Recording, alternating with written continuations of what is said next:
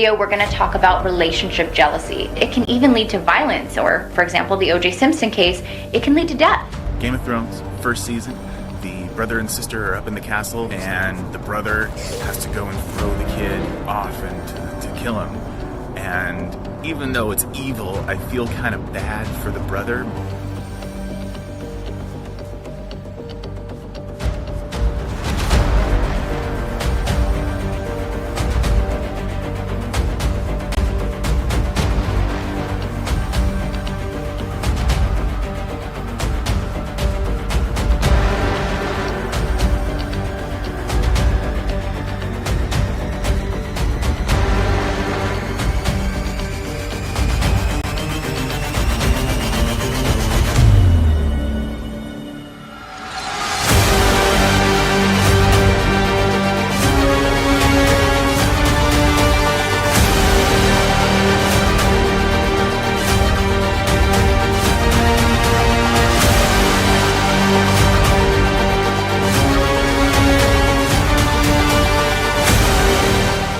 Please note that this content is for adults only. Viewer discretion advised. If you haven't yet, hit the subscribe, like, and share.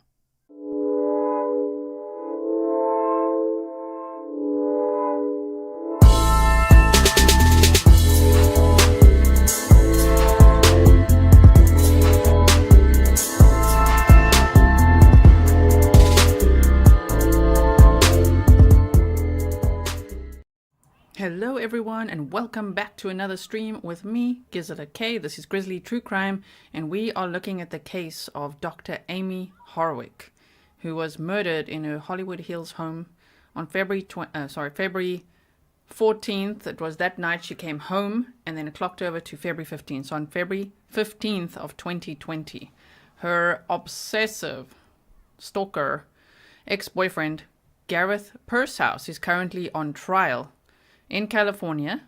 The judge is not allowing live streaming, so with the cameras in the courtroom, they're filming the footage and then they release it the next day. Okay? So that is what's happening. I am bringing you trial highlights as well as news and interesting things I find in the case. If you haven't yet checked out the playlist in this case, it is linked for you in the description box below.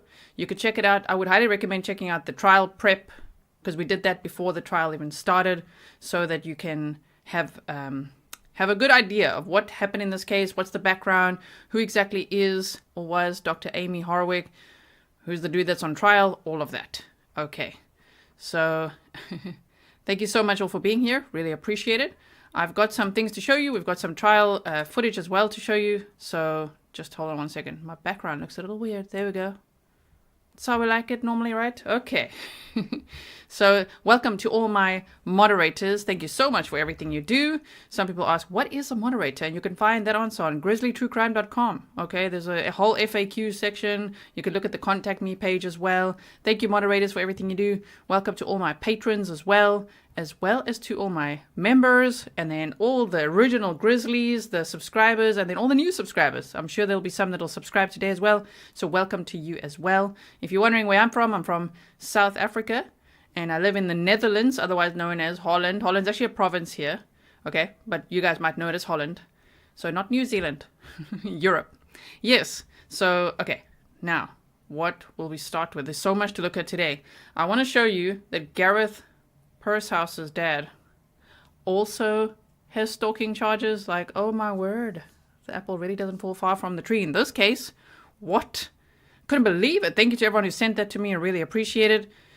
And we're also going to be looking at Dr. Amie Harwick's social media, because I just find, obviously, in hindsight, it's kind of telling. You know, she was very disturbed after the incident where she ran into Gareth Pursehouse at a XBiz Awards ceremony, and he was acting like a freaking lunatic. We're going to hear a little bit about that from one of the testimony highlights that I've got for you today. And you could just see from that date, from January 20th of... was it January 20th or 16th? End of January of 2020, when she went to that event, okay? Right after that, all her social media posts are, you know, talking about boundaries, talking about healthy attachments and unhealthy ones and all of that. So we'll look at that as well. Okay. So Kay, the geeky angel, said, watch some of the trial from yesterday. Defense tried to convince witnesses that they don't remember anything. Oh, my word. The defense is a little frustrating, huh? A little frustrating in this case. All right. So let me bring this up for you. And then I've also boosted the trial highlights that I have for you and uploaded it so we can boost it some more. Just in case you need it just a little bit louder. So what I wanted to show you first was actually this right here. Oh my goodness. And yes, Gareth Pursehouse, he looks very different these days, huh? Very different. If you haven't yet, please like and share this. You can also use the hashtag DV awareness, because this is very much a DV case, stalking, harassment, coercive control, and all those things. So if you could use some of those hashtags, that will be very helpful as well. Kelsey says, do we know for sure that he accidentally ran into her, or was it intentional? I'm also thinking, I mean, they say he was a photographer at this event, but I mean, yeah, no. I wouldn't put it past him the way that he was stalking like that. Okay. And Todd says the judge is very frustrated at this defense.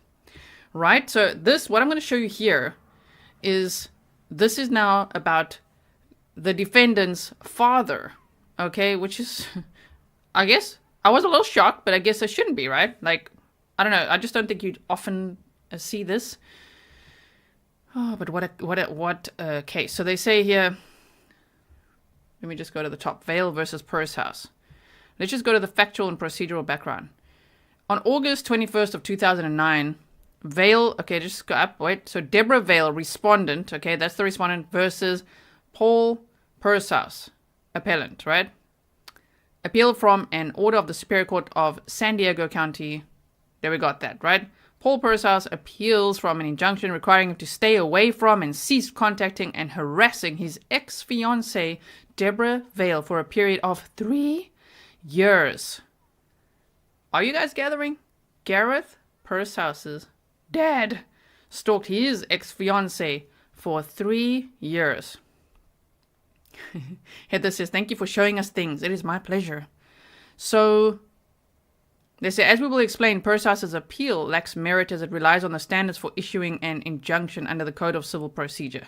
So here they say, on August 21st of 2009, Vale filed an application for a restraining order to stop harassment by her ex-fiancé and former cohabitant Pursehouse.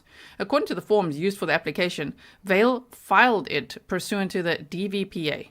Vale's declaration in support of the application stated, for the past 8 weeks, Paul has been harassing me by phone, by email, in person, through my friends. I live in a gated senior community, and he's been showing up to about 3 of my community events per week for the past few weeks in an attempt to see me and talk to me. I've told him repeatedly that we are over and that I want nothing to do with him, yet he refuses to leave me alone, and his harassment and obsession with me seems to be escalating. Does that sound familiar? What? Can you believe it? Is anyone shocked? Stefan's like, what was that with the apple on the tree? Yeah. Something about it not falling far from it, huh? Wow. So here they say during July of 2009, Paul was emailing practically every day, even though I told him to leave me alone. I finally threatened to get a restraining order against him in the end of July, and he sent me an email stating, you do not have to put a restraining order on me, Debbie. I will never bother you again. Since clearly stating that he would never bother me again, I've already received 2 letters in the mail from him, dated August 4th and August 10th, demonstrating that he has no intentions of leaving me alone. I've also gotten countless hang-up calls that I believe is Paul calling to harass me. Additionally, Paul is harassing my friends, including my friend Joanne, who sent me a warning email stating that she has repeatedly tried to tell him to leave me alone and remind him that things are over. She wrote that he could not stop talking about me and keeps hoping that there is a future for us and refuses to take no for an answer. She also warned me that he is absolutely obsessed with me, which is an accurate assessment of what is going on. Yeah, Bitsy55 says you can't make this stuff up. I'm a little shocked. I'm like, oh my word, this dad, like, whoa. Like father, like son in this case, huh? Well, except Gareth is on trial for murder. That went very far. Sure. Like, I wonder how's this situation going now?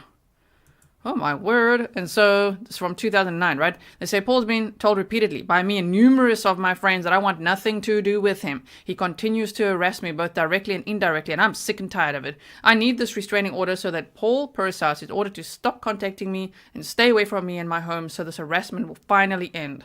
As indicated in Vale's declaration, the application contained exhibits, including Vale's email inbox from June 12th of 2009 to August 11th. That's a long time as well. I mean, look, Gareth Pursehouse was stalking obsessively Dr. Amie Harwick for almost a decade. I mean, they broke up around 2011, and at this event in January of 2020, he was still reciting messages that she had sent him from 2012 and throwing an absolute tantrum. Whoa. Okay. So, they say letters that Pursehouse sent to Vale after he told her in a July 29, 2009 email that a restraining order was unnecessary because he'll never bother her again. A temporary restraining order was issued. Pursehouse then filed an answer to the application in which he submitted evidence, including 1, an email from Vale to him on July 8th of 2009, thanking him for flowers and a card that he sent her. Hello, coercive control, don't victim blame here. No. Just like, oh, this is so awkward, thank you so much. Creepy. Wow, okay, and 2, a brief email exchange between him and Vale on July 18th of 2009 about a lottery ticket. At the hearing on the restraining order, Vale explained that Pursehouse had recently asked her friend to deliver a poem to Vale on his behalf.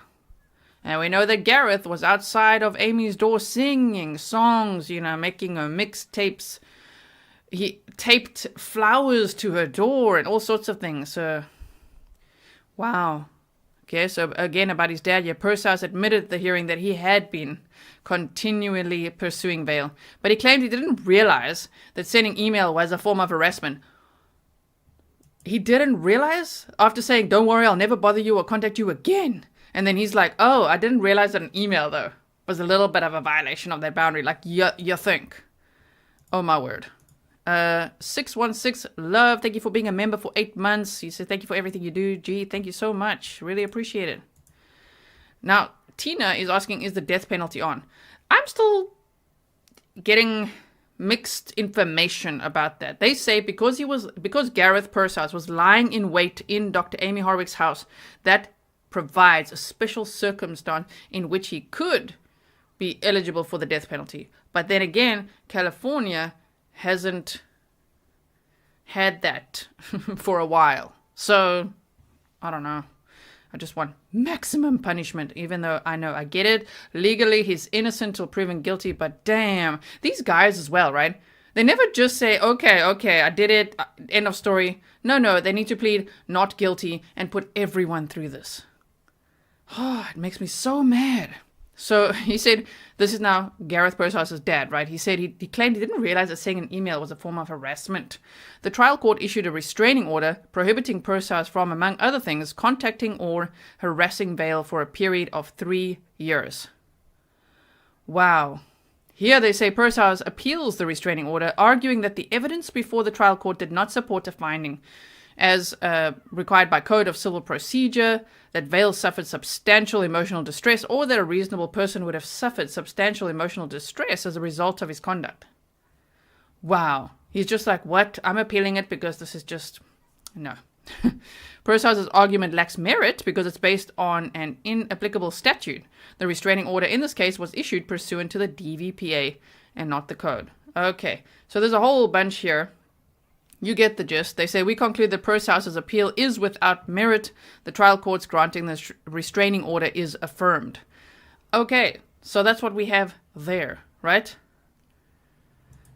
Gerda says, Grizzly True Crime. It is beyond scary that these crimes do not warrant proper jail time. How many more times does this have to happen? Too sad. I know, right? It's absolutely terrible.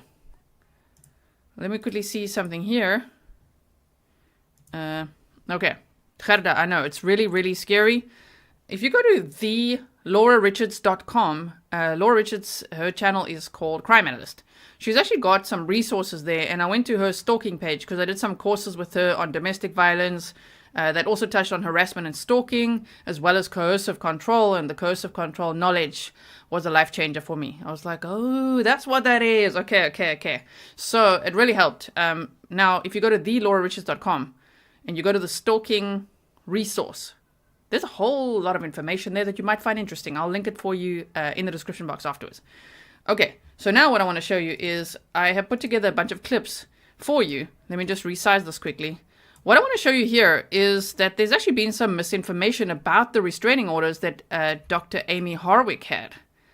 And in fact, they're saying that she didn't have a restraining order at the time. You know this information of it just expiring 2 weeks before she was murdered? That's apparently not true. This is Robert Koshlin, one of Amie's best friends. He says Amie's best friend, right? And the source here is Law and Crime Sidebar with Jesse Weber. So let's have a listen to this quickly over here. Listen what he says. Misinformation. That came out, 2 days after the murder. So we sat on the information about what had happened for about a day because the police were in the process of trying to contact her parents and stuff. I knew, and I had told a couple people, but we hadn't, no one said anything to anyone else other than our close circle of friends. And I don't know how, but TMZ broke the news about 2 days later. And in their article, they said that, there was a protective order that had just expired right beforehand, which was not true. So I think in their rush to get out that information, they, did not provide the correct information. And then what happened was people ran with it, and then it kind of became a whisper down the lane situation. So there was no protective order. She did not go to the police a second time. I had asked her if she would consider upping her restraining order, and she didn't feel like what had happened would be at a level where it would be granted, because the bar for getting restraining orders is pretty high, and he didn't make any direct threats when she saw him, though he did act, unusual and in a disturbing way. She didn't think that it would make a difference. Let alone, obviously, restraining order only works for people who have something to lose. And in this case, he didn't seem to care what's going on. So. Okay, so I'm just going to pause it here for a second. And then, Stefan says, how on earth can you appeal a restraining order? His dad is a self-entitled POS too. Right? Imagine getting a restraining order and then you actually appeal it, right? And Jeanette says it's TMZ, they don't care about facts. Well, So now we're going to, from this point on, correct that information, because I was under the impression from all the research I did that, okay, I could see the DV forms and things we went over and those restraining orders and the one ending in 2015, but I really thought, wow, and then she got another one, and that one just expired 2 weeks before, but that's not true. So she felt, Dr. Amie Harwick felt, his behavior wasn't severe enough to pursue another restraining order based on how high they set that standard to be able to file one, which is actually pretty sad, which is why there needs to be some law reform around this, right? Because stalkers are really, really scary. Oh my word. Duchess says, this sounds like how my ex was. Oh my word, I'm so sorry. Michelle, Niklaus, thank you so much for your $4 super sticker. Look at that little coffee. So cute. Thank you so much. I really appreciate it. Okay, so as I say, I've put together a whole bunch of clips for you, and we'll be looking at that. And I would also like to show you Dr. Amie Harwick's social media, okay? Before we do that, I just quickly want to remind you here that who Dr. Amie Harwick is. She was born on May 20th, 1981 in Selleville, Pennsylvania, and that's actually where she was buried as well, back in Pennsylvania. And she was the adopted daughter of Penny Kaufman and Tom Harwick. She grew up in Lansdale, Pennsylvania, and graduated from North Penn High School in 1999. Again, that's a typo. In 2001, she moved to LA, completed her undergrad studies at California Polytechnic State University. She was a model for Playboy, Stop Staring Clothing, and Coffin Case. She authored a book, created podcasts, wrote magazine articles. She was also a personal trainer and released an exercise video. She loved horror movies, collecting taxidermy, and many objects in formaldehyde jars. Amie was quirky and fun. The camera loved her. She was becoming a photographer herself. She received her Master of Arts in Clinical Psychology from Pepperdine University and her Doctorate of Human Sexuality from the Institute for Advanced Study of Human Sexuality. She later became a licensed marriage and family therapist, and she loved music. Her favorite was apparently heavy metal. She liked a whole bunch of music as well. They mentioned like the Beach Boys and Depeche Mode and all sorts of things. So this is the victim, Dr. Amie Harwick. And the defendant, who's on trial now, is her ex-boyfriend, Gareth Pursehouse, who looks completely different. This guy, now that he's in court, he's packed on a bunch of weight, which I don't know what that's all about, Clearly, I don't know, is that like stress or not? I don't know. It's just, like when I first watched day one of the trial footage, I watched it on courttv.com, right? I was like, who's this guy that they keep zooming in on? I didn't realize it's him. I had to like do a double take and like, oh my word, that's actually this guy. It's actually him. So we went over all of this. I'm just giving you a preview again in case you missed it, in case you're new here. We went over all the DV forms as well. Trigger warning. Okay, I'm going to show you something quickly here. This guy literally texted her, things will get worse. They broke up in 2011. By 2020, he was still completely obsessed with her. Yeah, that's what he looked like before.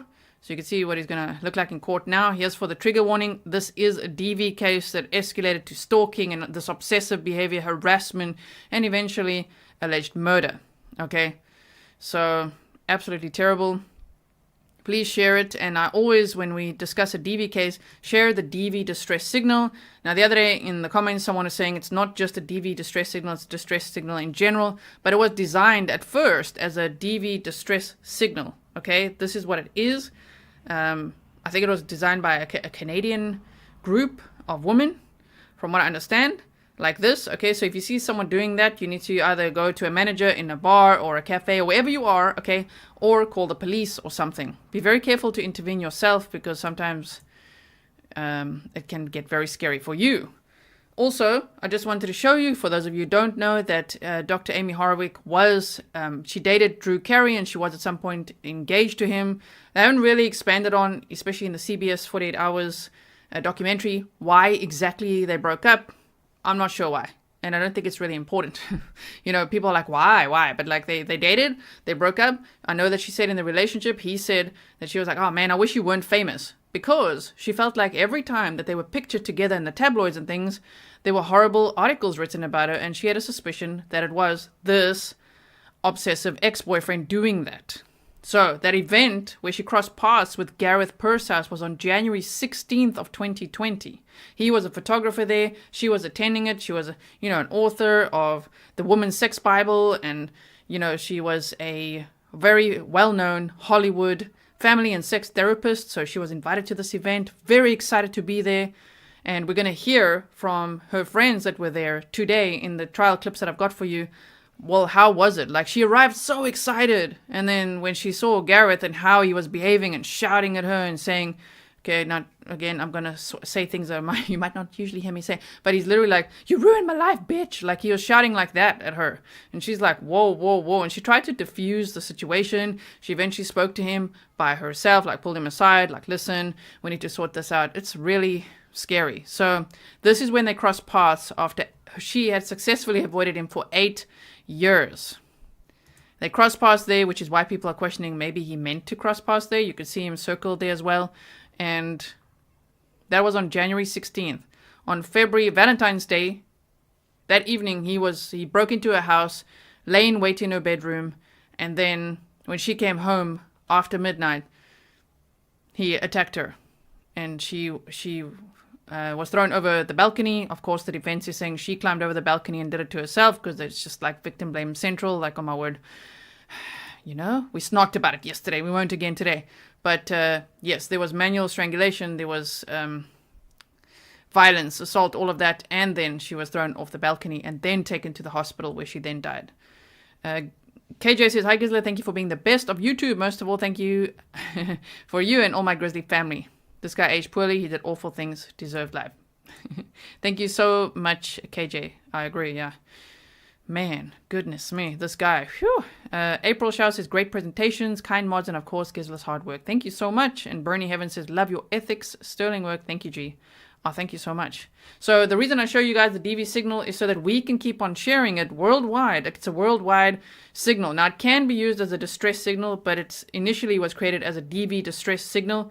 So if you see, like if you're driving on the highway and maybe you see someone in a car being like, hello, you know, like call the police, get their registration number, call it in. You just don't know. You could actually save a life. There have been lives saved already by people sharing this far and wide on TikTok, all over social media, on Twitter, which is now called X, I think, all of that. G's for goat. Thank you, Lex. Okay, so we've looked at a little recap of the presentation there. Now what I'm going to show you is some trial highlights, and then stay here because we're going to look at Dr. Amie Harwick's social media posts as well. Okay, after this. So I've actually got 43 minutes worth of clips. We'll test the sound out. If you want me to boost it a bit more, we can, because I've actually uploaded this to my YouTube channel. And if members, if you are interested later to have just this as is without my commentary, let me know. I can always just put it in members only. Right now it's unlisted. But here, what you can see on the screen is ring cam footage. And this guy, that's Gareth Pursehouse walking towards the cameras, and he'd actually put his hand over it. He was tampering with the cameras. Oh my word, this guy. And also, let me not forget to tell you, remember when we looked at yesterday, he had brought along a syringe filled with a lethal dose of nicotine.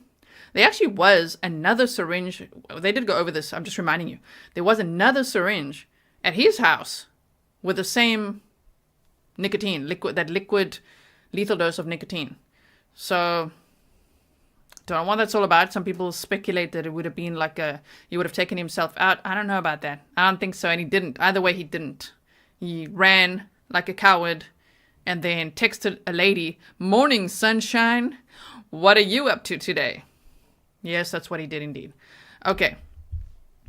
Mace says she literally had a roommate. We are going to listen to the roommate's clips as well. I'm making this as efficient for you as possible, bringing you the trial highlights as we go, okay? So, thank you, Sharon. Glad that you're watching from Scotland. I've never been there. Would love to go. Are we ready? Let's watch this. Okay, this has no sound, but there he is. Oh, some sound.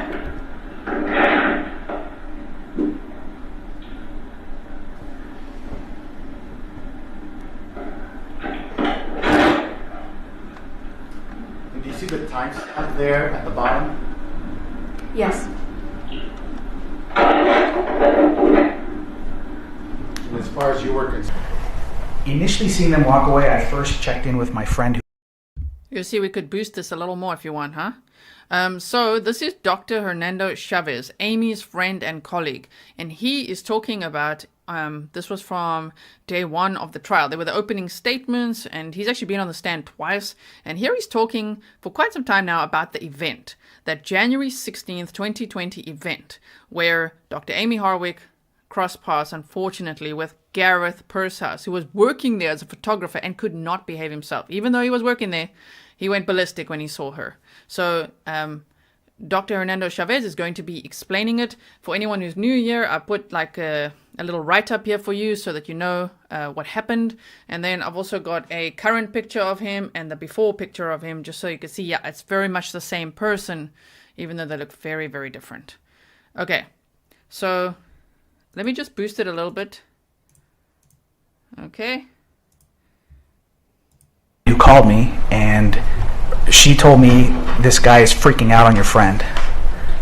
So I then walked over to where the two of them had walked to, and they had. When you say the two of them, Dr. Amie and Gareth Pursehouse. And then as you walked over there, what, if anything, did you hear? As I was walking towards them, the only words I heard was, "You ruined my life, you bitch." And as I got closer, they both stopped, they both looked at me, and I checked in with her and said, "Is everything okay?" And she said, "Everything's okay. I'm going to be right here talking." And so I went back to the line and waited for her. I also said, "I'll wait in line for you." And so I waited and kept her place. Now let's go back to the statement that what was the statement again? "You ruined my life, you bitch." Looking here at people's photograph C of this exhibit, do you recognize who's shown there? Yes. And who is that? That's the defendant, Gareth Pursehouse. Is that the way he looked at the XBiz Awards show on January 16th? Yes, I remember the red shirt and the jeans. Yeah.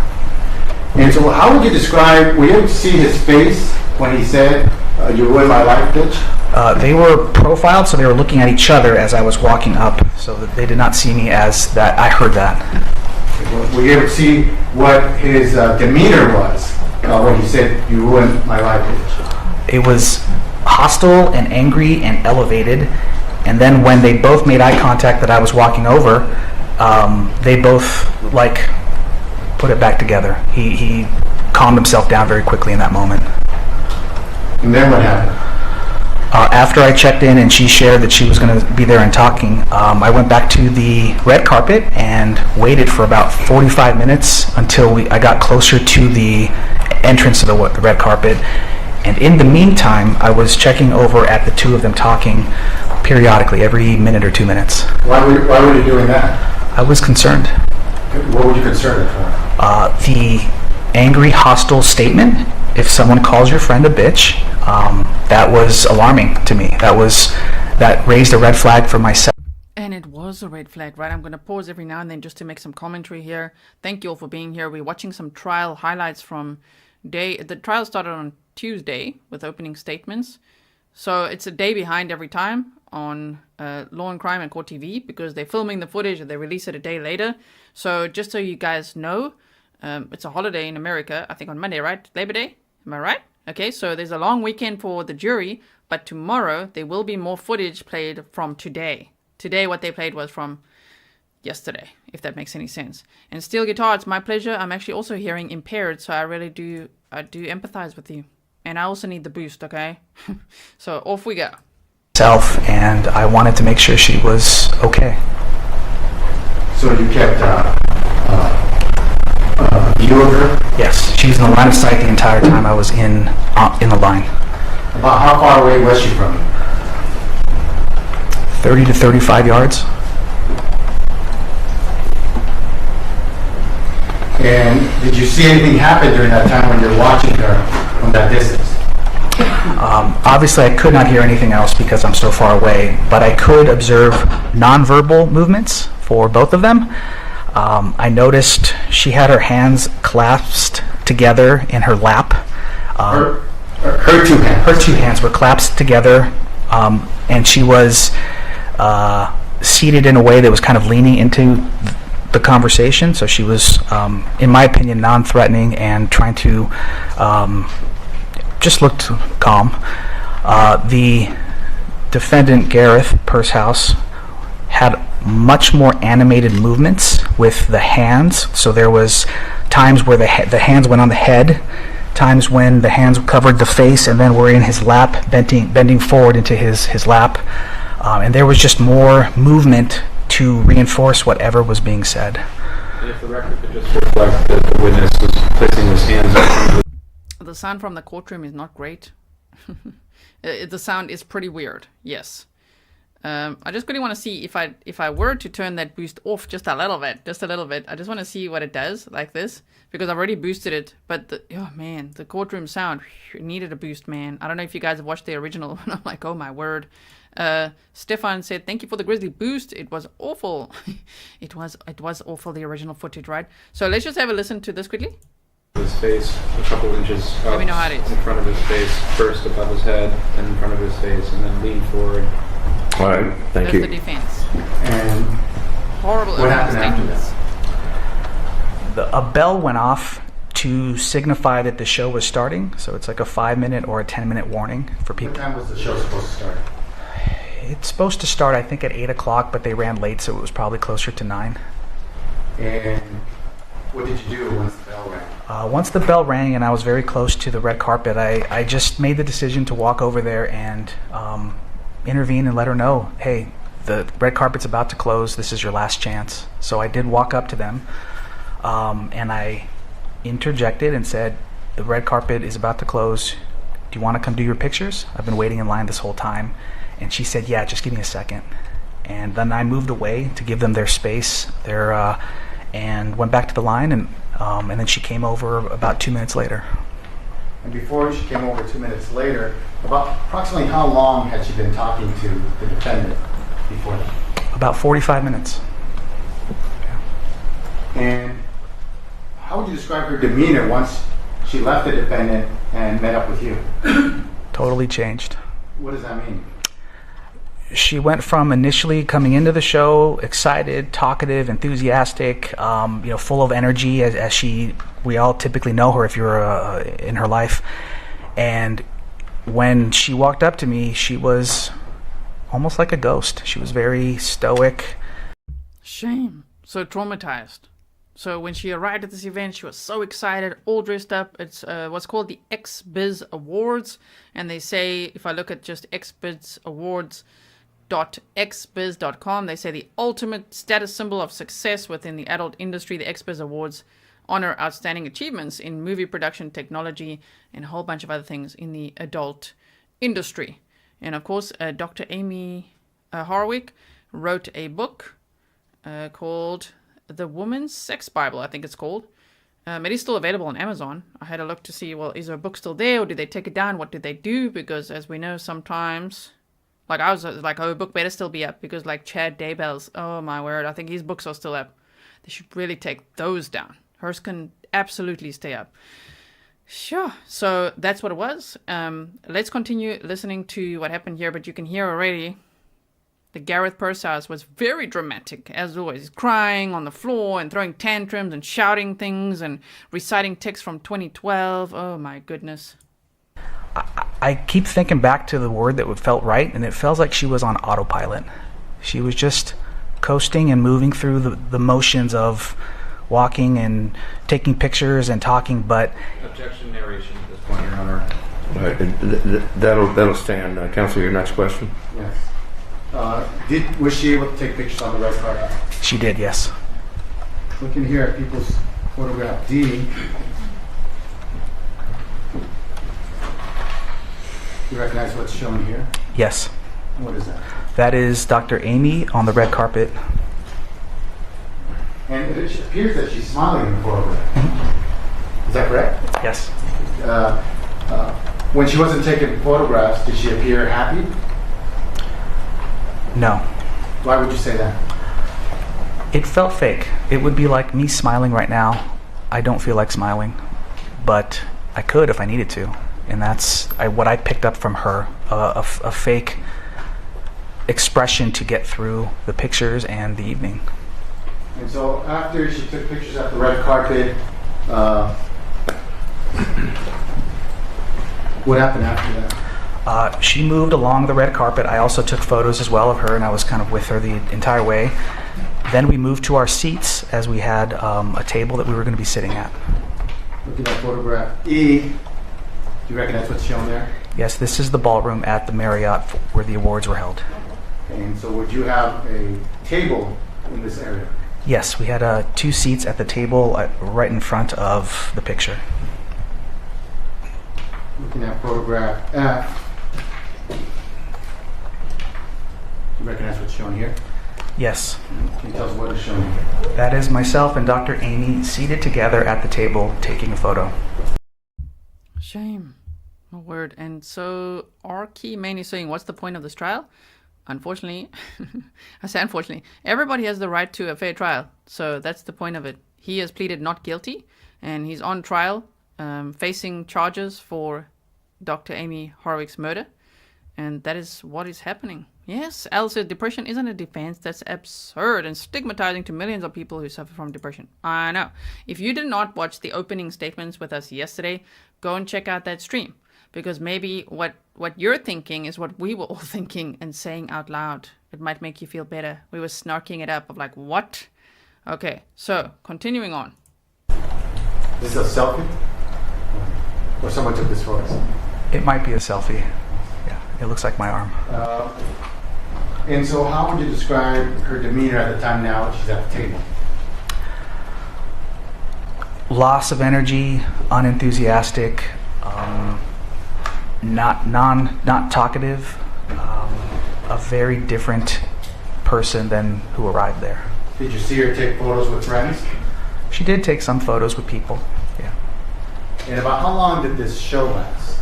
The show was approximately 2 hours. And did anything happen before the conclusion of the show?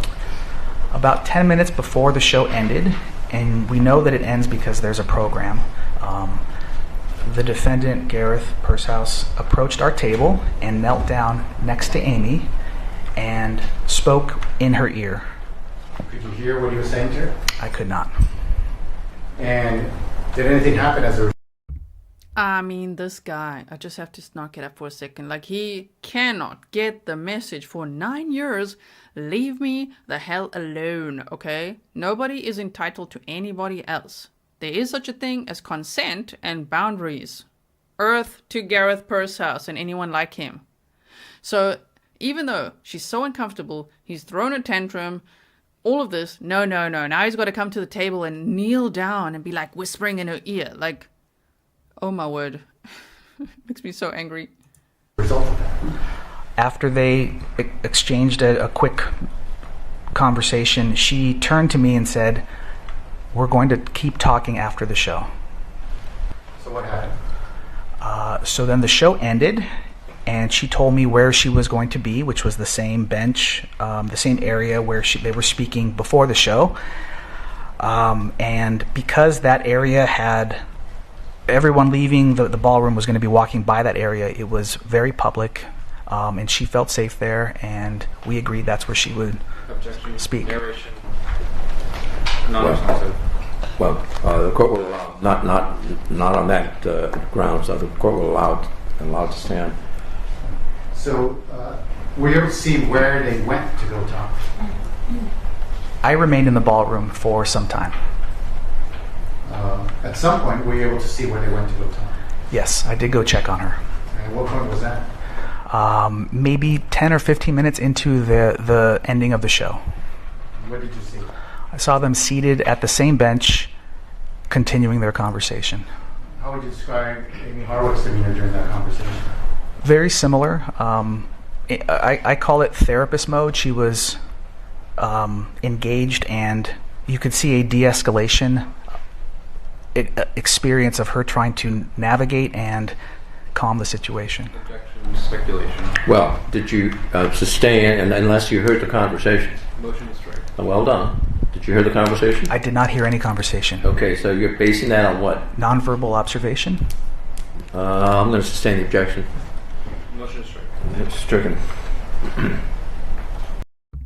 Brianna, I think many of us can relate. You say lots of people have no boundaries. I had an ex like this, and it's frightening, and sometimes you just genuinely want to help them get through the depression, and you don't know it's manipulation. Yes, the poor me syndrome, they do. Yes, indeed. That's why we've got to put our empathy in a box. Okay, I visualize I'm an empath. If you guys didn't know, it's very debilitating. Honestly, it can be a good thing, but it can often be a bad thing. Okay, so I take this little box and I put the empathy in it. Put the empathy in the box. Okay, put that just to the side when you're dealing with people like that. Yes, in general, put your empathy in a box. Use it very judiciously. Okay, don't just give that out everywhere, all over the place, okay? So, but yes, it's part of the coercive control manipulation is to be like, oh no, like I'm struggling with this loss right now. I'm now so depressed, or can you, or whatever it is, like they'll say somebody passed away, or, you know, they'll say, I don't know, something about their crippling depression, or whatever. Poor me syndrome, very common, yes, very common. Now, there are people that actually suffer a lot and deserve empathy, absolutely. But we're talking about these types of people, right, that have no boundaries, which is why it's very good to educate yourself on coercive control. Very good. Read a lot on that, because the more I read on it, the more I'm like, oh, it really helps. It's like an umbrella term for all this other behavior too. A lot of times, DV aggressors, abusers, all these, right, manipulators, narcissists, they all fall under that coercive control thing. So check it out, okay? Read some on it. Nurse for God, oh my word, thank you. You say rage quit. Thank you so much for your super chat. I really appreciate it. Snark it up, yes, oh my word. Okay, so continuing on. Oh, we have to take it in chunks. We've got to pause here and there because, oh my goodness. Okay, also, this is not to, we never blame victims, we never blame their friends and family or anything like that. We learn, though, what's safe, right? What could we learn from this? I would say if you have a friend that's going through a similar thing, if your friend says, we're still going to talk more after this, say, no, you're not. We're going to go home right now, okay? This guy's not going to get to talk to you again. Okay, we're going now. And then even go to the police station. File that restraining order or whatever you need to do. Sometimes you need to take radical action because these stalker dudes, they never stop. Very, very scary. Okay, continuing on. How would you describe the defendant's demeanor when you observed him, what appeared to be talking to Ms. Harwick?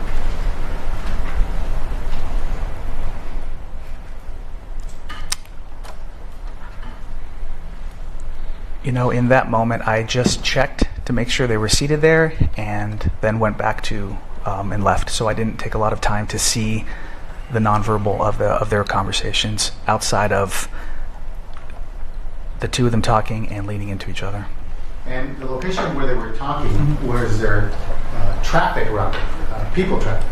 A lot of traffic and a lot of people walking by there. Why would you say that? It was to leave the ballroom, you'd have to take this corridor to the escalator that would take you downstairs to the lobby area. So everyone had to go through the escalator. Or they could walk a lot farther and go down the elevator. So you had to walk by them. And at some point, did you... I'm just going to add to what I just said as well. Is that, remember, for her, if she was going through the motions and kind of looked like a ghost, she could be a little dissociated, PTSD, you know? So just think about the state that she's in. She's now in a coping state, right? So I think it's great to communicate. She was communicating to all her friends that she was terrified of this guy. So what I would learn is if I had a friend going through this and they tell me these things and we're in an event, I'd be like, we're getting out of here now. I don't know. It seems very radical, but I would do that now, learning from a case like this. Just, you need to get the hell out of there. It probably won't stop them. They probably will stalk. You need to get that restraining order and all of that. Although she did everything right. She got mace, she got security and all sorts of things. No one's blaming anyone. We're trying to learn to stay safe because I find this case tremendously terrifying.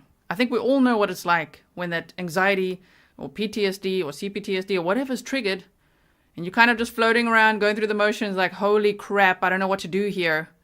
You're going to need an intervention sometimes. You need a very strong group of friends or friend or someone to be like, oh my word, please just get me out of here. And that would be helpful too for you as well. If you're going through that, to say, just get me out of here. It's the right thing, right? You don't have to go through the motions. Get out there. Okay, now continuing on. Thank you, Cherry, for being a member for 4 months. Go talk to Amie Harwick while she was talking to the defendant. We exchanged text messages, so I didn't approach the two of them. I only sent messages to check in and ask how you're doing. Sure. Are you okay? And she would respond, we're still talking, or I'm okay. How much time did that go on? Probably about 30 minutes after the show ended. Most people had already left, so I moved out towards the area that they were at. And I grabbed a chair and I sat down and just was in the line of sight. Just kind of waiting and watching. Just to be clear, you said 30 minutes. Were you referring to how long the second conversation took? From the end of the show till the time I moved out to sit down in that outside area where they were talking was about 30 minutes. Okay, thank you. And so now you're seated watching Dr. Harwick and the defendant talk. Yes. And how long does that go on? Probably for another 20 minutes. And so you're able to see her? Yes. And after 20 minutes, what happens? Nobody was left. The cleaning crew was picking up the tables and registration had been broken down, the registration tables and area. I just felt like it was time to go, that this had been a long time, and so I decided to walk up to them and let her know that I think it's time to wrap up and we should get going. About what time was this, approximately? About midnight. And so did you do that? Yes. What did you say? Just like that, I think it's time for you two to wrap up. We should be getting going, and gave them another couple of minutes to wind down and wrap up their conversation, and then the two of them stood up, and then her and I proceeded to walk towards to the escalator and then go downstairs to her car. This would be the parking lot? There's a parking structure that underneath the hotel, yes. And did you make it to that car? Yes, we did. We arrived at her car. And on the way there, did anything happen? She didn't want to talk. And what does that mean, she didn't want to talk? I was just asking how did things go, what was that all about, and she didn't really want to speak. She was in a hurried rush to get to the car. So did you rush to the car? We did. And We didn't stop anywhere, talk to anyone, we just went directly to the car. And when you got to the car, did anything happen? Once we sat down in the car, she had this big sigh, and she then told me who it was. Because originally she had just said it's an ex. And then she shared with me which ex it was. And in that moment, we talked about, she mentioned, I'm not going to this burlesque show any longer. I told her I won't go see any other friends. And we... Narrative of this one.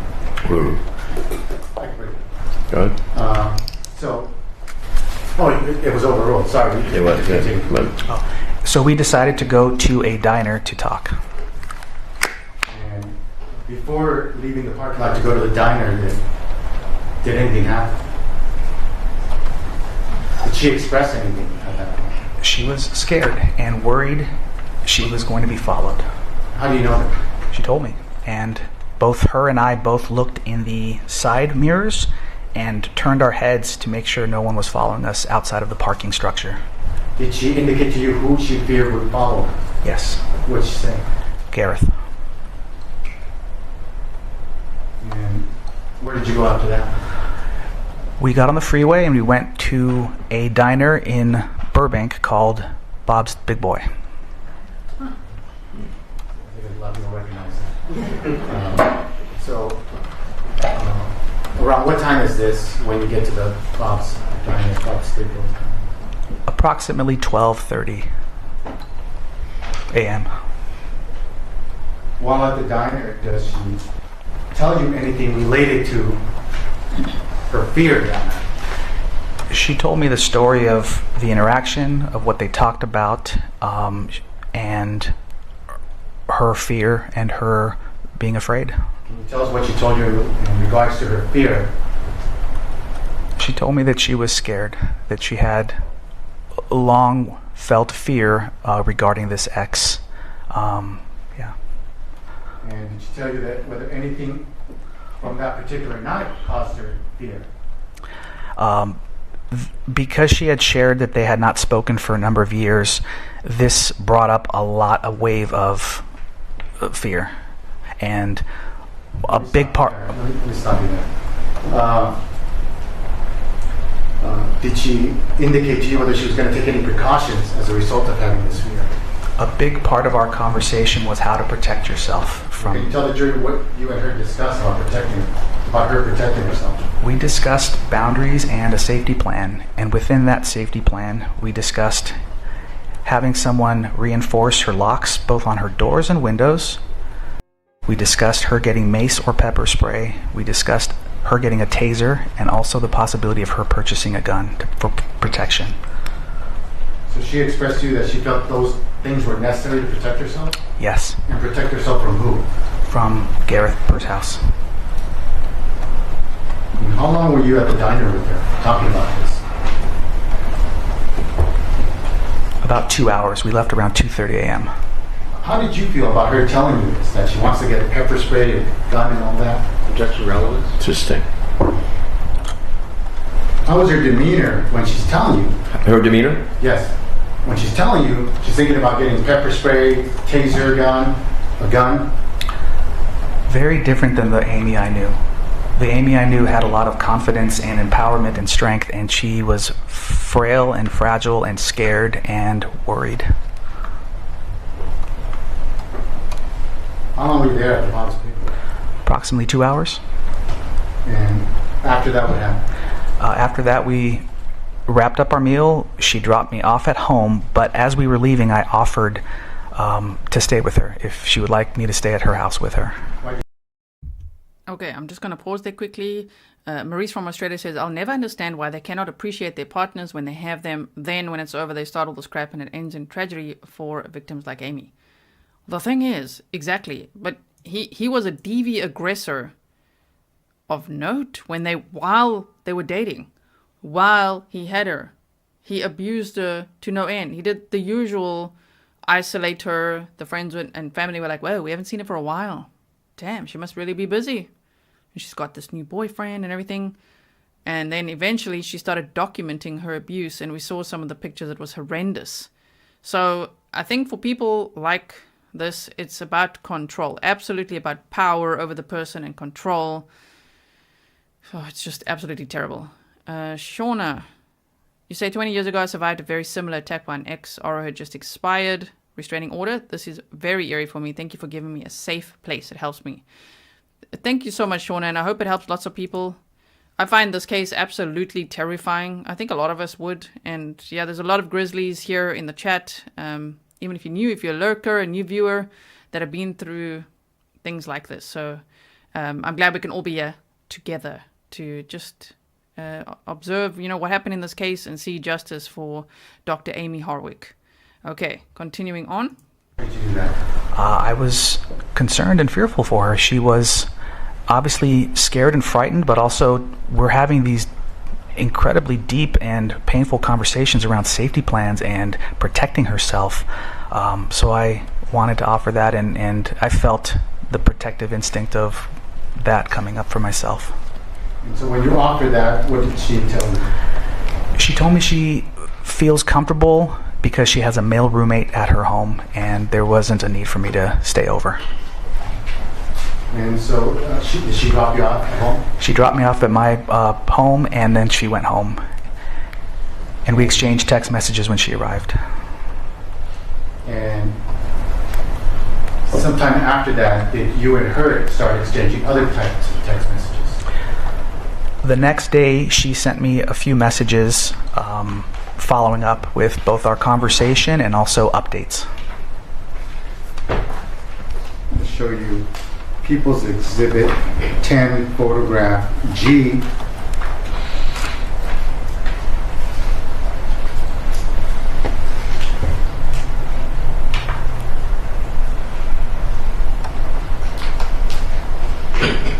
You see that there?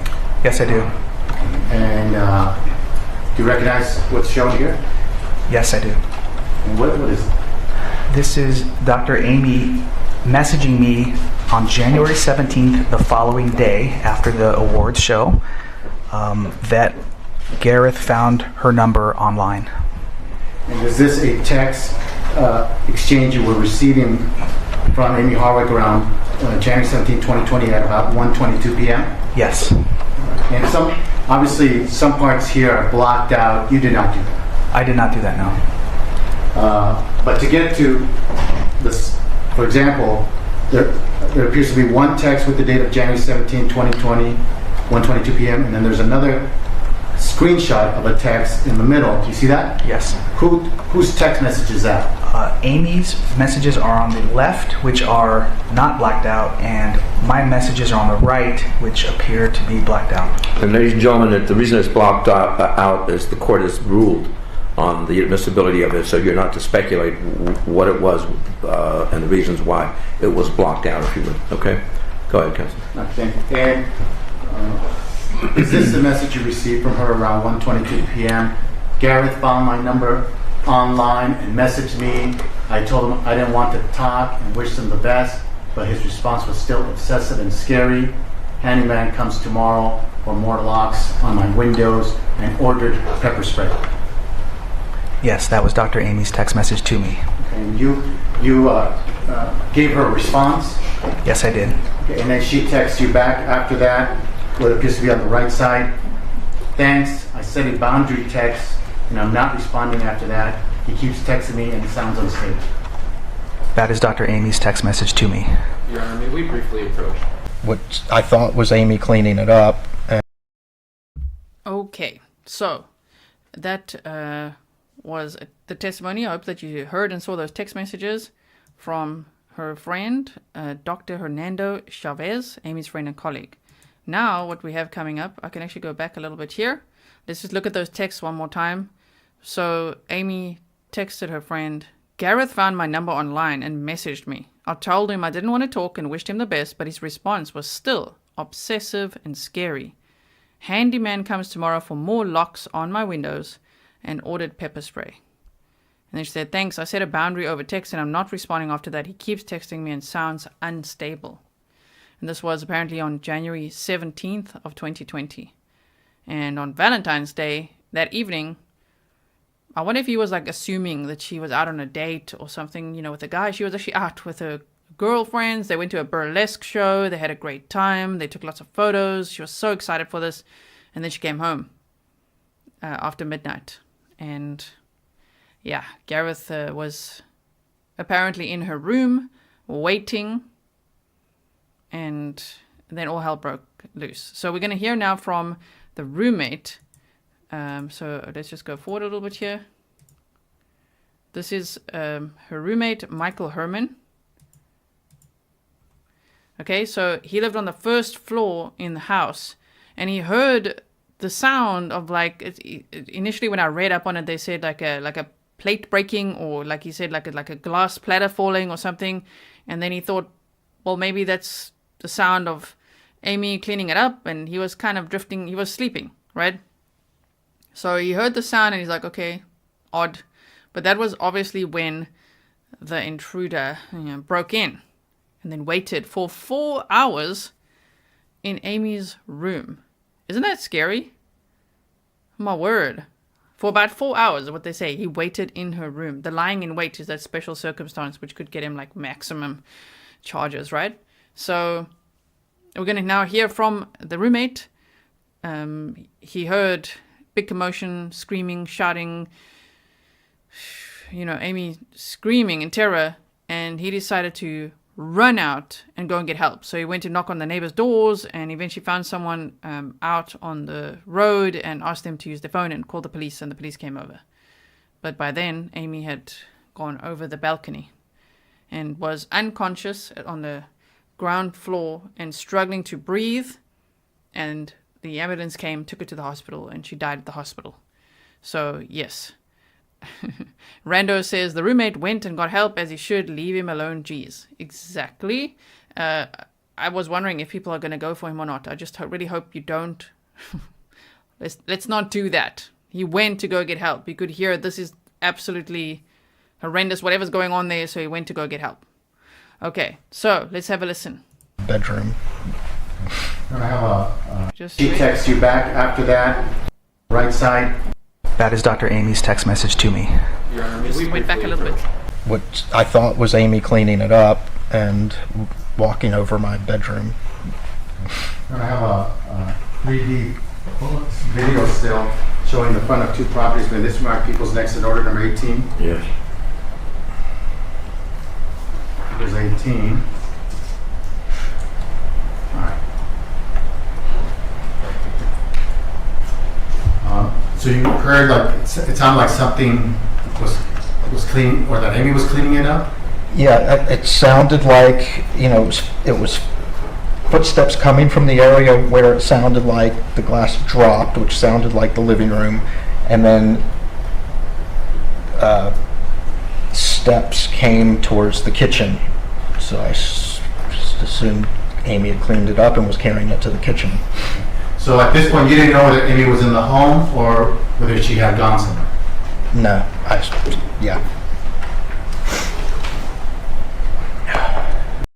I mean, he seems pretty traumatized still to this day here on the stand. I mean, he's just like, whoa, recounting all this. Also, we also don't know if the lethal dose of nicotine was for the roommate. Because remember, Gareth Pursehouse was a stalker. He'd probably staked out the whole house for a while to know exactly who's there and what one, who could be there. Maybe he brought the lethal dose of nicotine for the roommate. So imagine if the roommate had actually gotten up and been like, wait, what is that? What just happened in the kitchen? There's a plate that sounded like a burglar. We could go and check. I mean, that's scary. That's a scary thought. He's actually lucky to be alive. So, okay, continuing on. And what happened after that?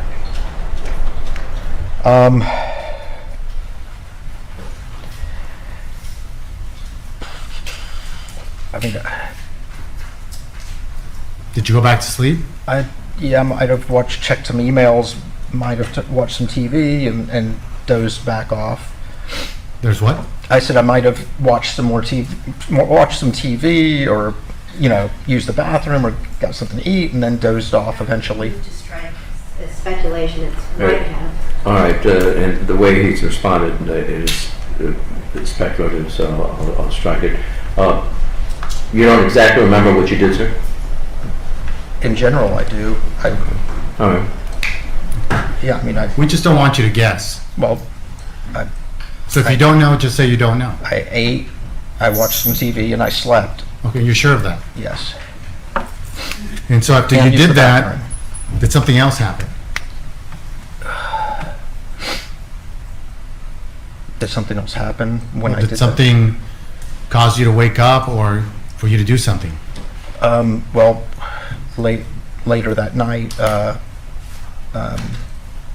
yeah, I heard what I assumed was Amy screaming. Tell the jury what exactly is it that you heard?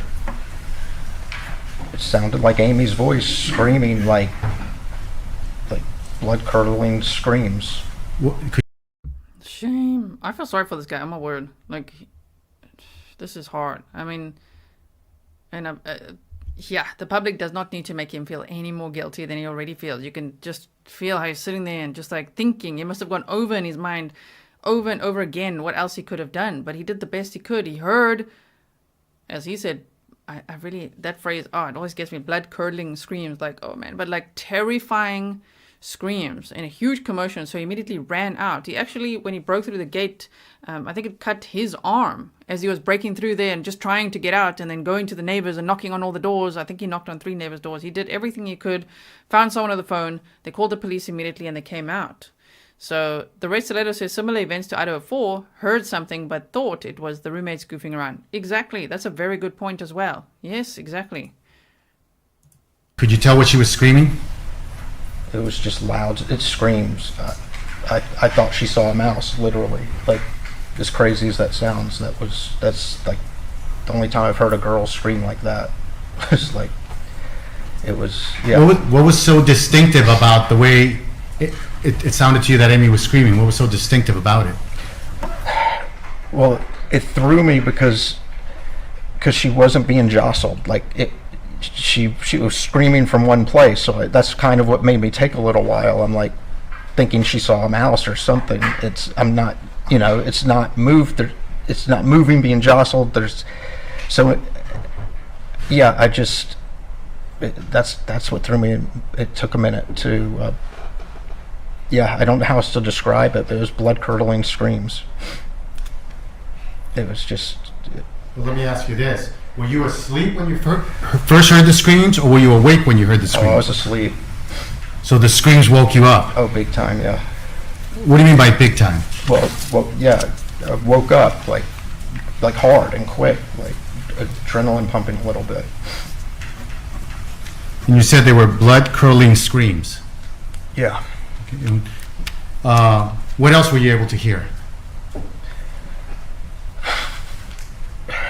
Well, when I yelled up there, I yelled her name up there. Well, tell us exactly. Say it the way you said it that night. What did you say? Shame. This was hard because they're like pushing him to say it how he said it that night. How did you scream? But you can already see, like, when I called up there, I mean, up there is quite distancing language at this point, right?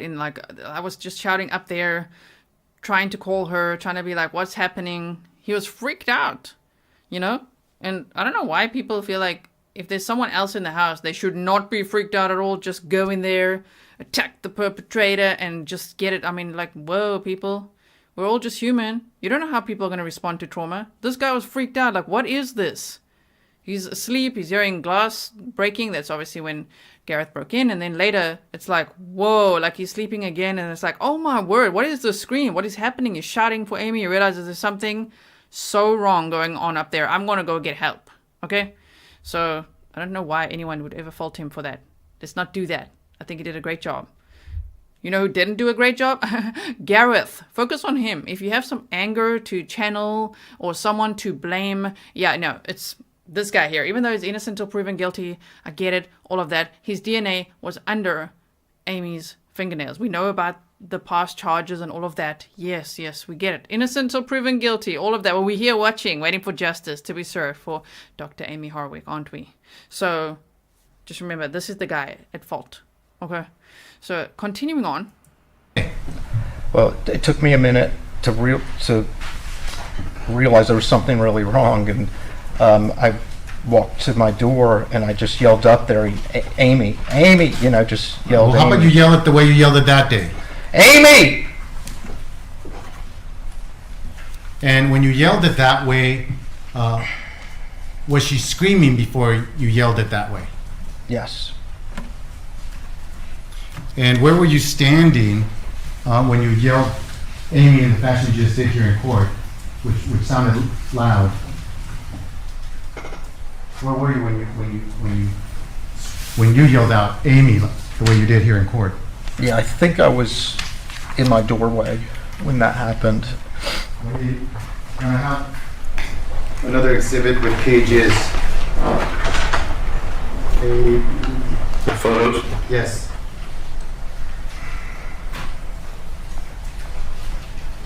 With photographs A to E, may this be marked People's Exit Order number 19? Yes, 19A through E, and with that, counsel, we're going to take a recess. Okay, we still got one more friend, Aspen Jameson, Dr. Chaves, the first witness we watched, right, from today. It's his friend, but she was also at this event where she saw what was going on with Gareth's behavior, with his antics. So we're going to look at that. But just for a little break from the trial footage here, so we're at 28 minutes, I'm going to show you some social media posts now, and then we'll get back to that. So stay with me here. If you are brand new here, welcome. Thank you so much for being here. We are looking at the case of Dr. Amie Harwick, a Hollywood well-known family and sex therapist who was murdered on February 15th of 2020, allegedly by her obsessive stalker, deviant aggressor ex-boyfriend, whose dad was also a stalker, and we looked at that at the beginning of the stream. So if you missed that, I hope you'll watch the replay. I'll do all the timestamps for you as always. Also, Heather said, I kid you not, I gave a safe word to my upstairs neighbors, roommates, relatives to scream. They have kids so loud. Noises are common. Good idea as well to have a safe word to scream. There's things one could put in place. That's what we try to learn for safety, right? To tell, if you have roommates, tell them, okay, listen, if you ever hear me scream this word, you better call the police ASAP, or it's like major danger or whatever. There's so many things I think we can learn from these cases. Beverly Ward says, best content creator of crime on YouTube. Oh, thank you so much, and I appreciate you not calling me a podcaster, because I'm not a podcaster. I'm a YouTuber. So thank you so much. Okay, so let me show you this quickly here, which is this. Okay, so we just got to resize it quickly for you. I just wanted to show you some of her social media posts because I was going through it today and I'm like, shame, oh my word. There's actually one on Facebook that she had deleted, which said, stay sexy and don't get murdered. My word. That was like 2 weeks before she was murdered. How scary is that? Oh my word. Camille says, Camilla, your channel's grown so much. I remember enjoying your coverage of Gabby Petito. Much deserved success. Thank you so much. I really appreciate it. And I hope it still feels the same, because I'm still the same. And I appreciate every single one of you so much. Okay, so this is her Instagram page, Dr. Amie Harwick. It's still up. So I want to go down to around that day, January 16th of 2020. Let's just see, this date is December 2019. So also, I'll go back to this one. I wanted to show you this one is from December of 2019. Remember that Gareth was always a problem. You know what I mean? Like, he was stalking her for 9 years, okay? So, Aaron says, what? Yikes, gee, what are we saying? Okay, so then she said, I'm willing to fight for the future I deserve, which is a beautiful quote. Aren't we all willing to fight for the future we deserve? It's hard if you've been through hard stuff, if you've been through trauma, if you know all about self-sabotage and all that stuff. I love this quote. I'm willing to fight for the future I deserve. And she said, as we approach the end of 2019, many of you may be reflecting on the past year and setting goals for 2020. Remember that you have control over how you view situations and how you respond to people and events. Fighting for the future that you deserve means taking action, being assertive, and engaging in the behaviors that may result in your goals, which may be career success, mental health progress, relationship authenticity, and more. Best wishes to everyone as we set intentions and plan for our best 2020. And 2 months later, she was murdered.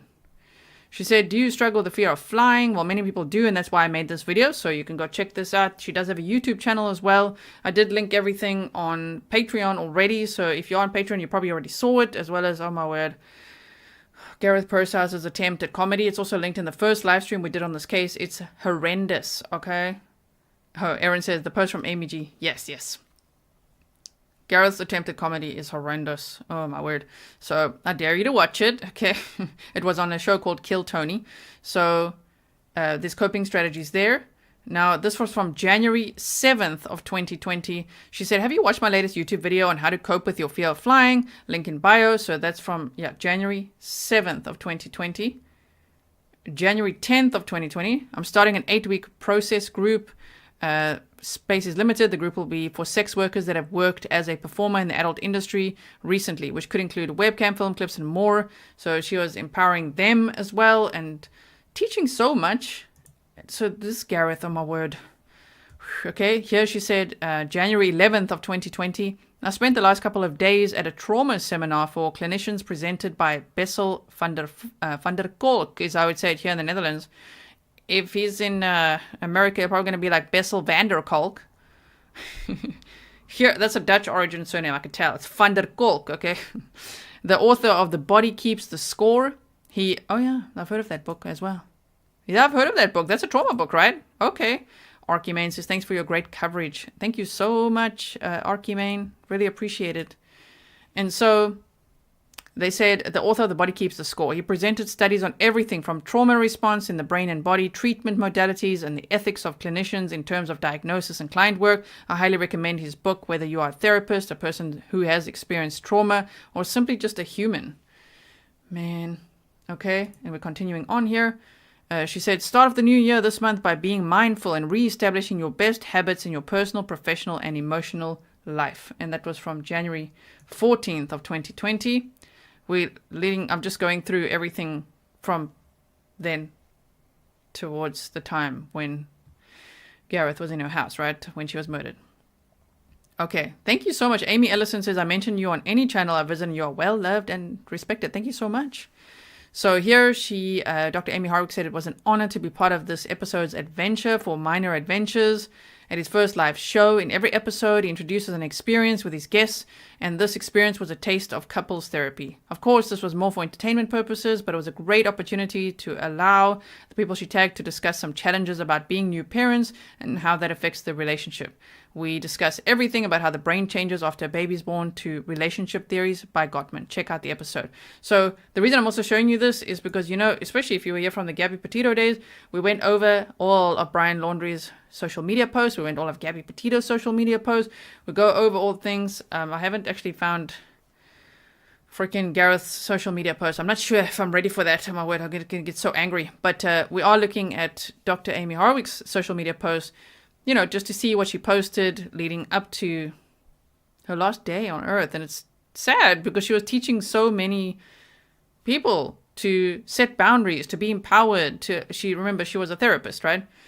Sure. Okay, so my therapist, negative self-talk. She said one of the many ways to work on low self-esteem, depression, anxiety, and more would be to be more aware of negative self-talk that you may engage in. Sometimes we think this negative self-talk is out of our control, as sometimes it does feel automatic. However, it's important to identify when we think or feel negative things about ourselves and really check in about where these thoughts and feelings are coming from. She loved her cat as well. We'll look at that. She was actually buried with a picture of her cat. Yes. We'll look at that. Okay, I'll show you. So here, this was on January 17th of 2020. She was on a panel with a fellow therapist. Such nice pictures as well. Here, January 19th of 2020. Remember that event was on January 16th of 2020.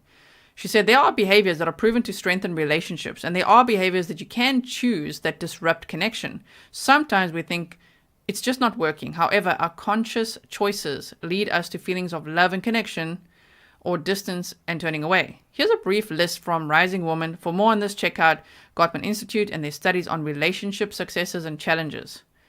Okay, relationship savers. Right? Yeah. C. Chinny says, please don't review his media. Some ways to find affordable therapy. She said, I often hear people discussing how therapy is too expensive or what they don't know how to access support. Here's a great list. So all of this, you can just see very encouraging, empowering things. January 20th of 2020. Okay. She said, me, I feel lost and hollow and directionless and like this city has no answers for me. Therapist, have you tried eating lunch? So she's talking about self-care and everything as well. I'll link her Instagram so you can go read through everything if you want to read through all of them.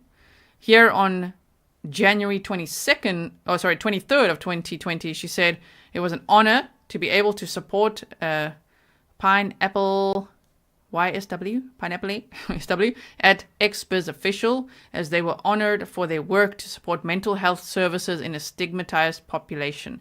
This was the event where she crossed paths with Gareth Pursehouse. The event was on January 16th, and she posted this on January 23rd. That was an honor to be able to support them. Okay. Sorry if I'm reading a bit fast. Hope I'm not. Which has got more trial footage to look at and things, okay? Deborah Tuckett, thank you so much. I really appreciate your $3 Australian dollar super sticker. Here she said, just a reminder, sometimes we feel trapped or stuck, leading us to make unhealthy choices. Take a breath, take a day, consult a friend and or a therapist, and uncover all of the possible choices that are available given the situation. Okay? So you have a choice even if it seems like you don't.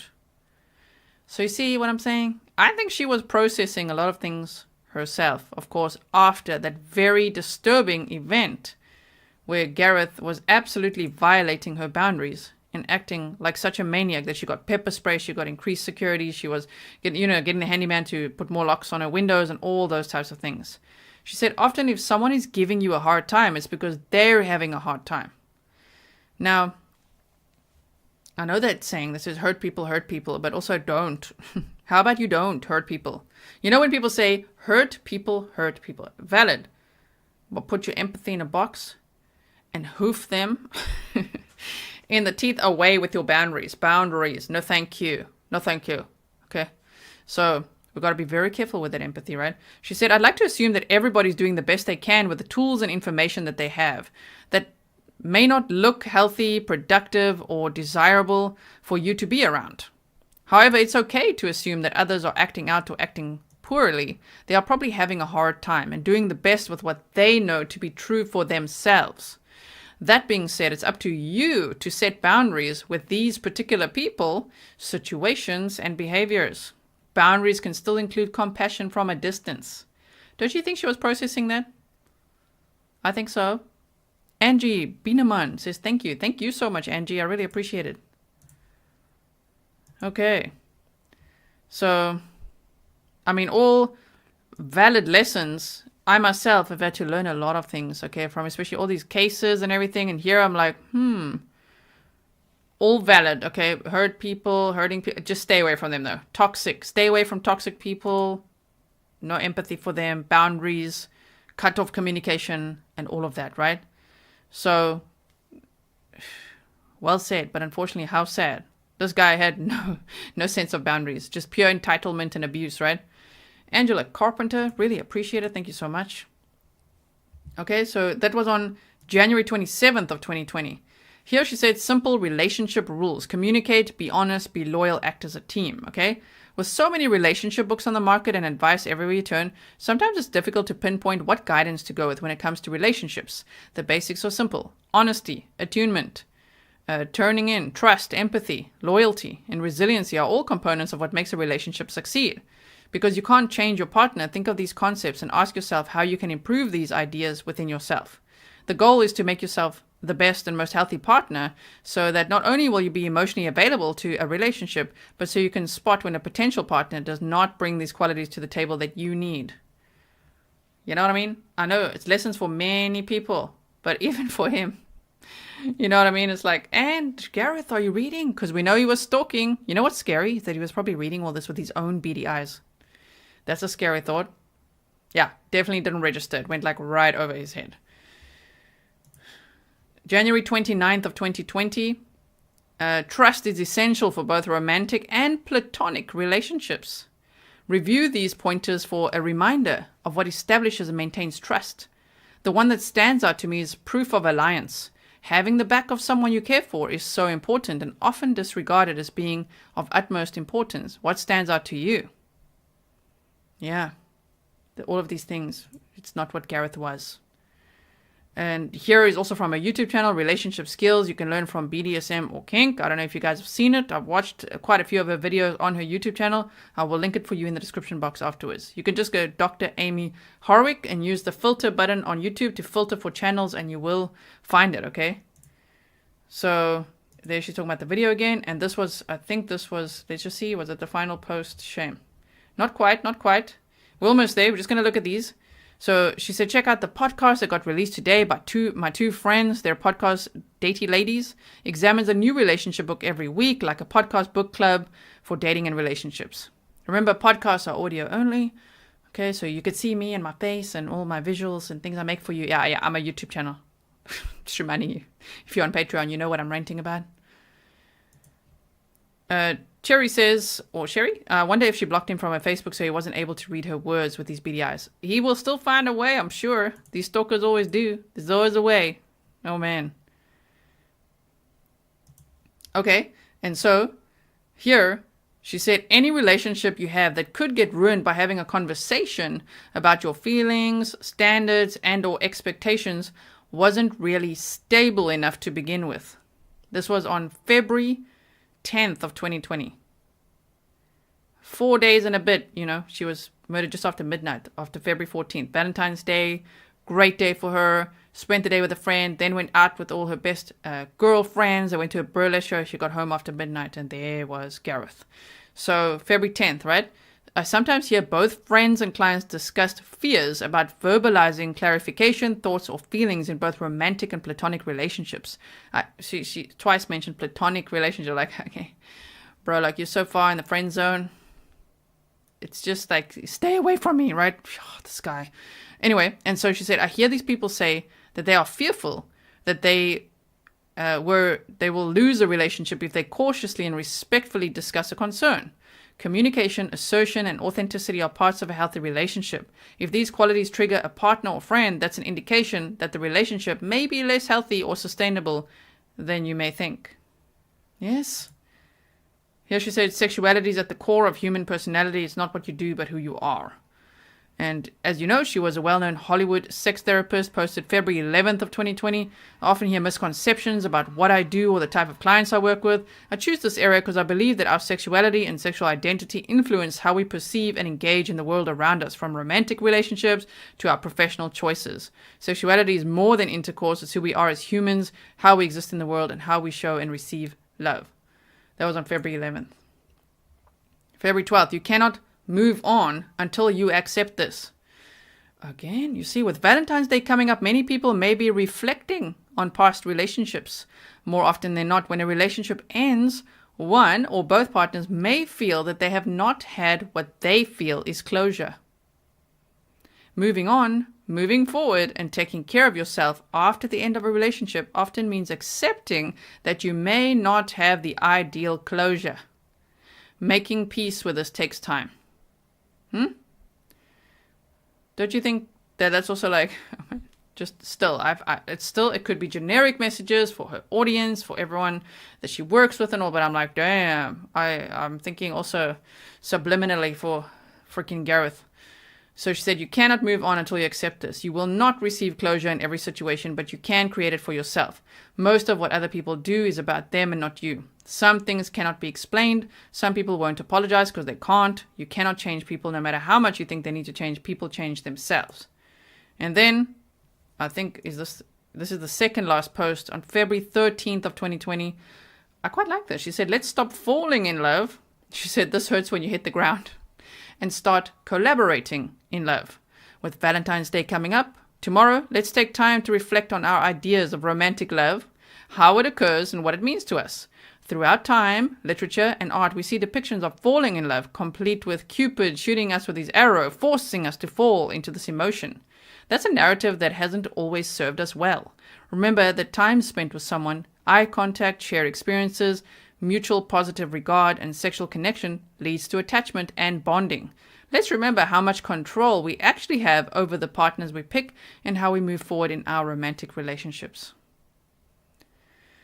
Yes, he was like, nope.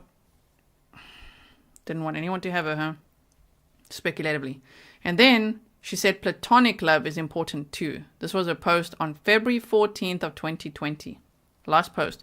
Many people are celebrating love today. Whether you are in a relationship or not, exposure to this could feel overwhelming if you are in an unhealthy relationship, dissatisfied with your relationship status, unhappy in your relationship, or feeling, I think she said unhappy. Wait. Unhealthy. Okay, dissatisfied in an unhappy relationship, yes. Feeling pressure to be in a relationship. I think that Valentine's Day is a wonderful time to be mindful and redirect thoughts about love to platonic love. There's so much cultural emphasis on romantic love, but let's be thankful for the authentic love that we give and receive to friends. And she went out with all her best female friends for a great night to watch a burlesque show. She was so excited that day. That's what her friends said. If you didn't see that, go over yesterday's live stream as well as the whole playlist I've got for you. We've gone over lots of things, okay? Yeah. Caroline said those are diff sub-posts, like subliminal a little bit, huh? I think also just processing things. Okay, so we've got that. So we've gone over her Instagram post. I will link this for you, Dr. Amie Harwick, if you do want to go over it yourself. I just find it very interesting, to go over it. I don't know if you do. Maybe you do. Maybe you don't. And then I'll also link her Facebook page. This is her Facebook page. If you haven't seen it, it is still up as well. And lastly, I want to show you this one. Then we're going to go back to that last bit of trial footage. Okay. Dr. Amie Harwick Memorial.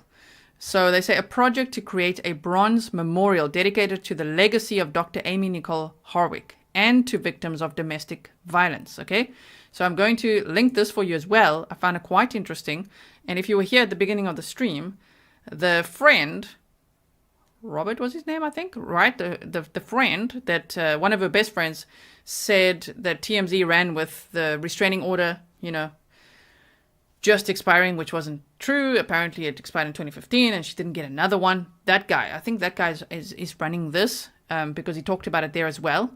So they say a vibrant life cut short. Dr. Amie Nicole Harwick was an accomplished therapist, a published author, an outspoken champion of women, and a well-known Hollywood personality. She was also well known for being engaged for a time to Drew Carey. In the early morning hours of February 15th of 2020, Amie was murdered in her Hollywood Hills home. Her killing was a senseless tragedy that robbed the world of a brilliant and talented woman who was just hitting her stride in life. While she is now buried in her hometown of Lansdale, Pennsylvania, she left behind hundreds, if not thousands, of friends in Los Angeles where she lived for most of her adult life. This project is seeking the funds to design and construct a bronze memorial of Amie to be installed at the Hollywood Forever Cemetery and will feature a plaque dedicated to the women who have lost their lives to domestic violence. The memorial will serve as a place to gather, to find solace, and also an inspiration to live our lives as fiercely as she lived hers. We are going to continue raising funds for this project until we reach the full amount. We hope to be able to do it in 2023, but will work as long as it takes.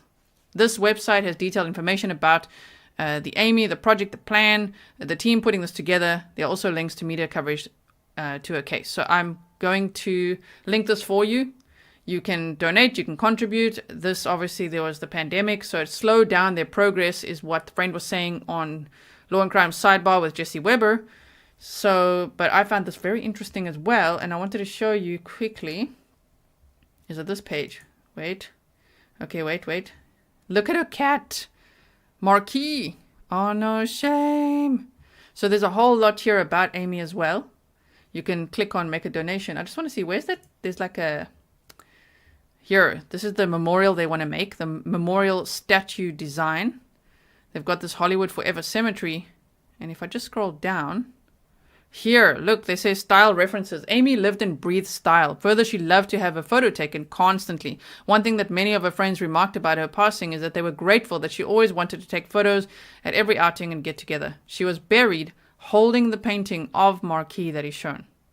Shame. I wonder how the kitty's doing now. So... there's a lot to read up on here. Look at this kitty. Oh, shame. Here's the painting. What a beautiful painting as well. So you can actually donate towards this project to make this statue and all that. I think that's pretty cool. As I say, I'll link it if you want to. And it's called amieharwickmemorial.com. Okay? So, that is what I wanted to show you. And now we can go back to our trial footage and have a look at what Aspen Jameson said, which is Dr. Chaves' friend. He was the one that was talking about the event and how it went. Remember? Okay, there was the first witness that we saw today from today's trial highlights. So I hope that you are enjoying the trial highlights. I know we're not watching it all together, but I'm bringing you the best of what I can, a little clips and things, right? Shorten it, check where the best moments are, and bring that to you. So that we can talk. There's a lot to talk about always, right? Okay. Yeah, June says, oh wow, those kitties are so pretty. Yes, they are. Okay. Johnny says, wish he had a trained German Shepherd. Or a Doberman, right? Okay, so let's continue on. You can see we're at 28 minutes and 46 seconds, and it goes up to 43 minutes.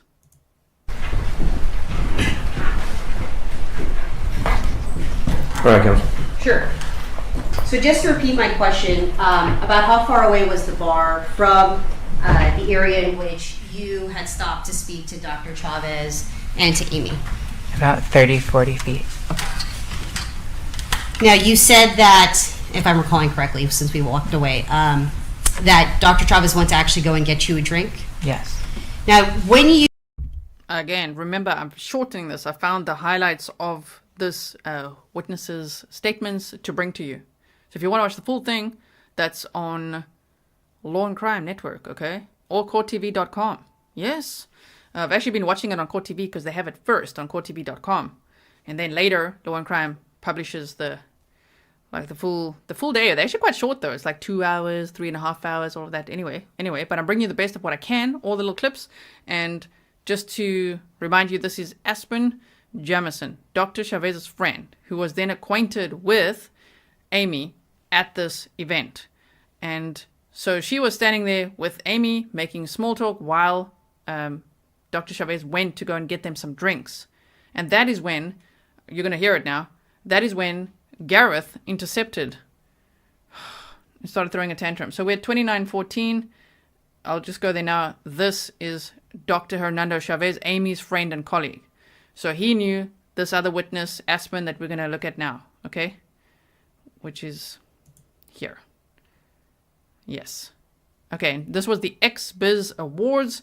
This lady works in the adult industry, and so she was there, and she got her makeup done and things. So we're going to hear about that when she was there and saw the whole scene with Gareth, and then later she didn't see Amie anymore.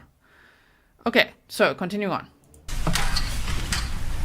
Now, you said that, if I'm recalling correctly, since we walked away, that Dr. Chaves went to actually go and get you a drink? Yes. Now, when you were standing there with Amie, did you guys engage in conversation? Just very, very small talk.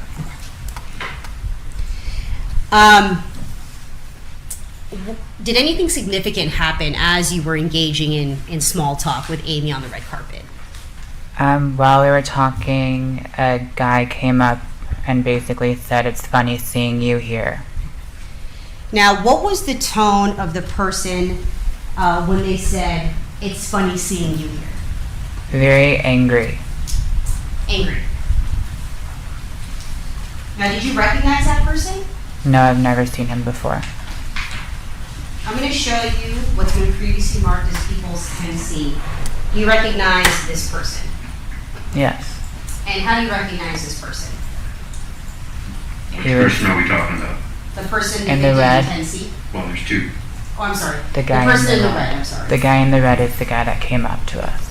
And said, "Funny seeing you here." Mm-hmm. Is that correct? Mm-hmm. With a yes or no? Yes. Do you see that person in court? I mean, the whole "funny seeing you here" with that tone, it does almost make me think that he knew that she's going to be there, and then he was going to be there too, right? As a photographer, working. Interesting. Work? Yes. Could you please identify that person by telling us where that person is seated and what that person is wearing? Blue collared shirt and glasses. All right. Identifying the defendant. Now, you said that this person came up and said, "Funny seeing you here." Did he bother to introduce himself to you? No. Would it be fair to say that he interrupted your conversation with Amie at that point? Objection needing relevance. As to your first objection, the court will sustain it. Your second objection is overruled. Go ahead. When he came up to you, was it in the midst of you and Amie speaking? Yes. Was your conversation interrupted? Yes. Did he introduce himself at any point? No. Objection relevance. Oh, Did you find that rude? Objection relevance. sustain. What was his tone? Very angry. Now, how long had you been standing with Amie, engaging in small talk, when the defendant walked up to the both of you? It was very short. It was around 2 to 3 minutes. When you saw the defendant approach you and Amie and heard the statement, funny seeing you here, did you get the impression that he knew her? Yes. In the 2 to 3 minutes that the defendant engaged in conversation with Amie, were you silent? Yes. So you weren't engaging in any conversation with them? No. Did it appear to you that the defendant was directing his statements directly at Amie during this time? Yes. And nobody else? No. Were you able to hear what they were talking about? A little bit, but it was basically like, funny seeing you here. Basically called her a hypocrite and did not know why she was there. It kind of seemed like that she never approved of the adult industry or didn't know why. He didn't know why she was there, basically. She's only a sex therapist in Hollywood, very well known. This guy, the audacity of freaking Gareth Pursehouse. Oh, funny seeing you here. No, funny seeing you here. What kind of photography qualification does he have? What the hell are you doing here, bro? Hello, stalker. Shh, the audacity of him to be like, oh, funny seeing you here. Oh, my word. So initially you had said that when he walked up to Amie, the defendant, that he appeared angry. Yes. I'm sorry, you have to Yes, answer. sorry. Yes. As this conversation continued for the 2 to 3 minutes, would you say his tone was still angry? Yes. You said he called her a hypocrite. Did he curse at her at any time during that 2 to 3 minutes? Yes. Could you describe any words or recall any curse words that he used at Amie during this time? Something along the lines of, you fucking ruined my life. And could you tell me the volume at which he was speaking? It was pretty loud and everybody kind of started looking over and she seemed embarrassed, so she tried to calm him down and kind of take the conversation elsewhere so people weren't staring at her. How close were you standing to them? Very close. So it was loud enough for you to hear? Of course. But you said you noticed, you were able to actually observe other people in that area looking at them? Yes, we were in a line for the red carpet. Now you said that Amie was trying to calm him down. Can you explain to us what it is that you mean when you say Amie was actually trying to calm him down? Objection, speculations. Okay, we've got about 8 minutes left to watch of this. These clips are prepared for you today. Just with him being like, funny seeing you here, and just interrupting a conversation she was already having. Someone saying there, maybe because he did, in his mind, he didn't give her permission to be there. Funny seeing you here. But for him to say, you ruined my effing life. Why? Because she broke up with him? Actually, no, bro. Other way round, because he was the deviant aggressor who, trigger warning, beat the crap out of her in their relationship. She actually successfully got away from him. and had a restraining order. And this guy's like, you ruined my life? Why? Oh my word. Okay, continuing on. I felt like she was embarrassed that everybody was staring, so she was just trying to calm him down to not be so loud, and that's when she kind of removed herself from the line to go and kind of be somewhere a little bit more private. And just to be more specific, was she trying to calm him down with his words? With her words? Yes. Objection speculation as Oh, what her intentions were. well, she said it appeared. It didn't say that she was conclusively doing that, but it appeared to this witness that Ms. Harwick was trying to calm the individual down. Now, I know you said that the defendant's voice was loud. Is that correct? Yes.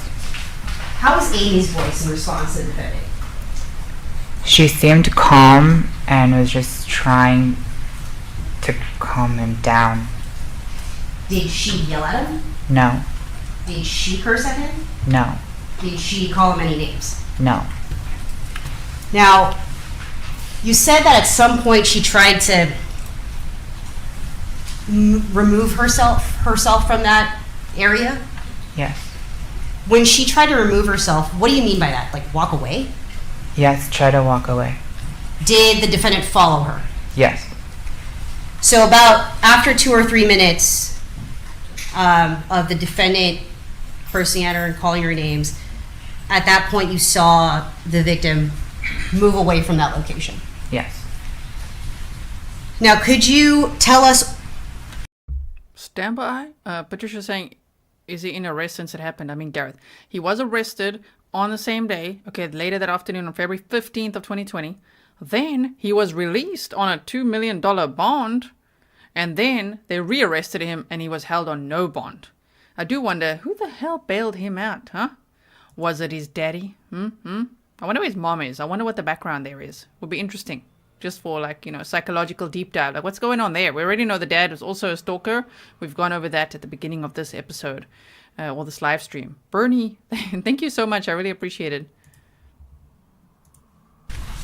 Where they went from that point? Yes, it was not very far, but far enough that people weren't paying attention, and there was like a bathroom maybe 15, 20 feet away from the line. Now, I want to, before we get to what they were doing when they had walked away, we'd established during testimony that the defendant was loud. Now, at any point during that 2 to 3 minutes before they walked away, did his volume increase at all? Yes. So, despite Amie consistently trying to calm him down, his volume increased. Objection, restate the testimony. Overruled. Go ahead and finish your question. Objection leading as well. What I haven't heard the end of the question. Ask your question. Sure. I actually had finished my question. Well, despite that, what was like? I didn't hear it all. Let's see. Sure. Hold on. I can repeat it, Your Honor. I can read it. Okay, so despite Amie consistently trying to calm him down, his volume increased. That was your question? Yeah. Did his volume increase? Okay, overruled. You can answer that. Yes. Now, you said that other people were looking at them as this conversation was taking place. I know you said Amie appeared to try to calm the defendant down. Did she have any other sort of reaction to the defendant confronting her, aside from just trying to calm him down? I felt like she seemed a little embarrassed, so she just kept trying to calm him down, but it seemed like he was getting more upset by the fact that she was trying to calm him down. Okay, we're going to pause for a moment. Julie B said, I wish she hadn't tried to calm him down. She should have stayed in the line and just looked through him. You cannot placate a DV aggressor who's in the zone. Easy to say with hindsight. Just remember, it's easy to say with hindsight, but this could be foresight for many people in this community. We're learning from this at the same time while we're here to support the victims' families. We want them to know we've got their back. This is so hard to go through all of this information, this trial again. This happened February 15th of 2020. Here we are in almost September. It's almost September now. Tomorrow of 2023. It's been a long time waiting for this trial, so we've got their back, right? But hindsight, it is easy to say with hindsight. I get what you're saying. Just remember, it's foresight for so many people. I really think we can learn a lot of safety lessons from all these cases worldwide. We've got an international audience here, so you just never know. If somebody watching will be like, whoa, so if this ever happens to me, as you said, ignore them, look through them, pretend they don't exist, call the police. All these things could help. Okay, so continuing on there. Objection speculation. Okay, that part of speculation, that last part will be stricken. The embarrassed portion remains, Your Honor? Yes. Thank you. Now, who walked away first? Was it Amie and then the defendant followed, or was it kind of like a collective walking away? I believe Amie tried walking away and he followed her. Now, you stated that where they went to was about 15 feet away near the bathroom area, is that right? Yes. Could you still see them from where you were standing near the red carpet? Yes. Could you hear them? No. Despite not being able to hear what they were saying, could you still tell what the defendant's demeanor was from that distance? What the demeanor appeared to be. Correct. Okay. It just seemed like they were arguing. So I want to be more specific about the defendant. Could you see his body language from where you were? Mm-hmm. Yes. Yes. Could you tell me what that body language was? Just his arms were kind of like up and just very like furious with the situation. So let the record reflect, Your Honor, that the witness raised both her left and right arms, moving around her hands in kind of a circular motion. So you demonstrated kind of this movement I just described for the record. Would you say he was moving his arms erratically? Objection leading. Yes. Sustained. All right. Could you describe what other body movements he was doing while he was speaking with Amie from that distance?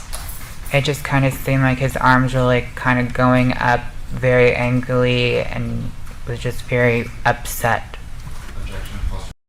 I will address the elephant in the room. Yes, Tanya, I know we'll see this reflection. Shame. It's making this lady look like she's got a moustache. Damn. Anyway, we're listening to what she's saying, but very unfortunate reflection. Yes, it does look like it. It's just reflection of the glass, exactly.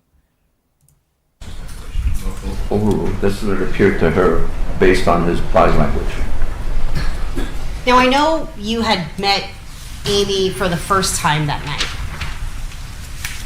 Did that interaction between the defendant and Amie cause you any concern? Objection relevance. It's foundational. Yes. Can you repeat the question? Sure. I know you just met Amie for the first time that night. But despite just meeting Amie for the very first time, did that interaction with the defendant and Amie cause you any concern at that time? No. Did you end up calling your friend Hernando at any point while you were with Amie? Objection leading. Yes. Yes? And why would you call Dr. Chaves while you were observing this interaction between the defendant and Amie? Because he told me to stay with her while he went to go get us drinks, and then all of a sudden this happened, and I don't know. I felt bad for her because she was in a very awkward position, and it seemed like they might have just broken up, or definitely felt like it was an ex-boyfriend, But how scary that this lady, Aspen, who was really just acquainted with Amie on that night, was like, damn, this seems like a recent ex-boyfriend or something, you know, like I don't know what's going on here. Like 9 years ago, Amie had broken up with that douchebag. 9 years ago. And even the way that he's acting, Aspen was like, whoa, it seems like a recent ex-boyfriend or something. She wasn't quite gathering, like, what is going on here? Carmen says Gareth should have been removed from the event. She tried to show him grace.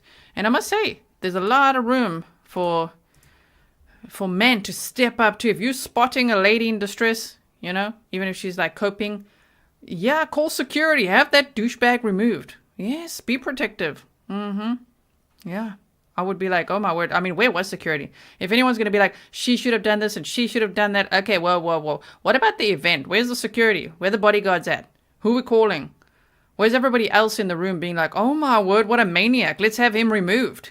He clearly shouldn't be working at this event. Even the people that hired him to work, if they did, removed. Yes, indeed. It seemed like it was something fresh and new, and I know that she walked away, so I knew that she was uncomfortable, so I was trying to call my friend back to help the situation. I didn't really know her. And did you get in contact with Dr. Chaves only by cell phone? Only by phone call, or was it by text as well? I believe I texted him because he didn't answer the phone. And do you remember what you said to him in order to get him to come back? I said, I think your friend needs you. Based on that statement, did you feel that she needed help? Objection asked and answered. Overruled.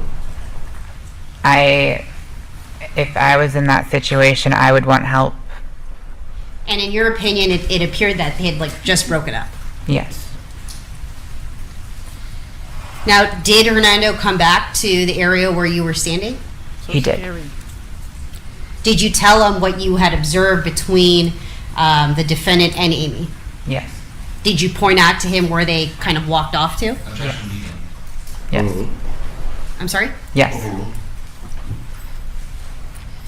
Now, once Dr. Chaves came back, what did you do at that point? I left to go get my makeup retouched up before the award show started. Did you see Dr. Chaves at all for the remainder of the night? No. Did you see Amie at all for the remainder of the night? No. And did you see the defendant at all for the remainder of the night? No. Thank you. Nothing further. Okay, so those are all the clips that I prepared for you and uploaded for you. Sure. I mean, yeah, I just think that there's room as well for if you see anyone in distress to intervene too. I must give Mr. Grizzly big kudos for that. When I met him, he was one of those. If you could see, whoa, she's a little uncomfortable. He's like intervening. We were at a wedding. Quick side story. At a wedding, right? On a train. I think it was actually what was it? I can't remember. Some train in South Africa.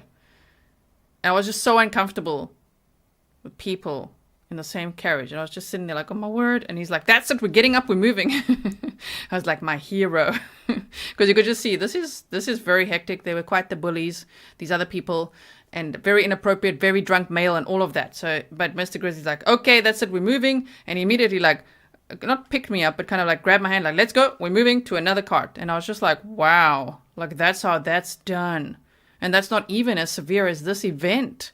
You know what I mean? We need more people like Mr. Grizzly in this life, I'm just going to say.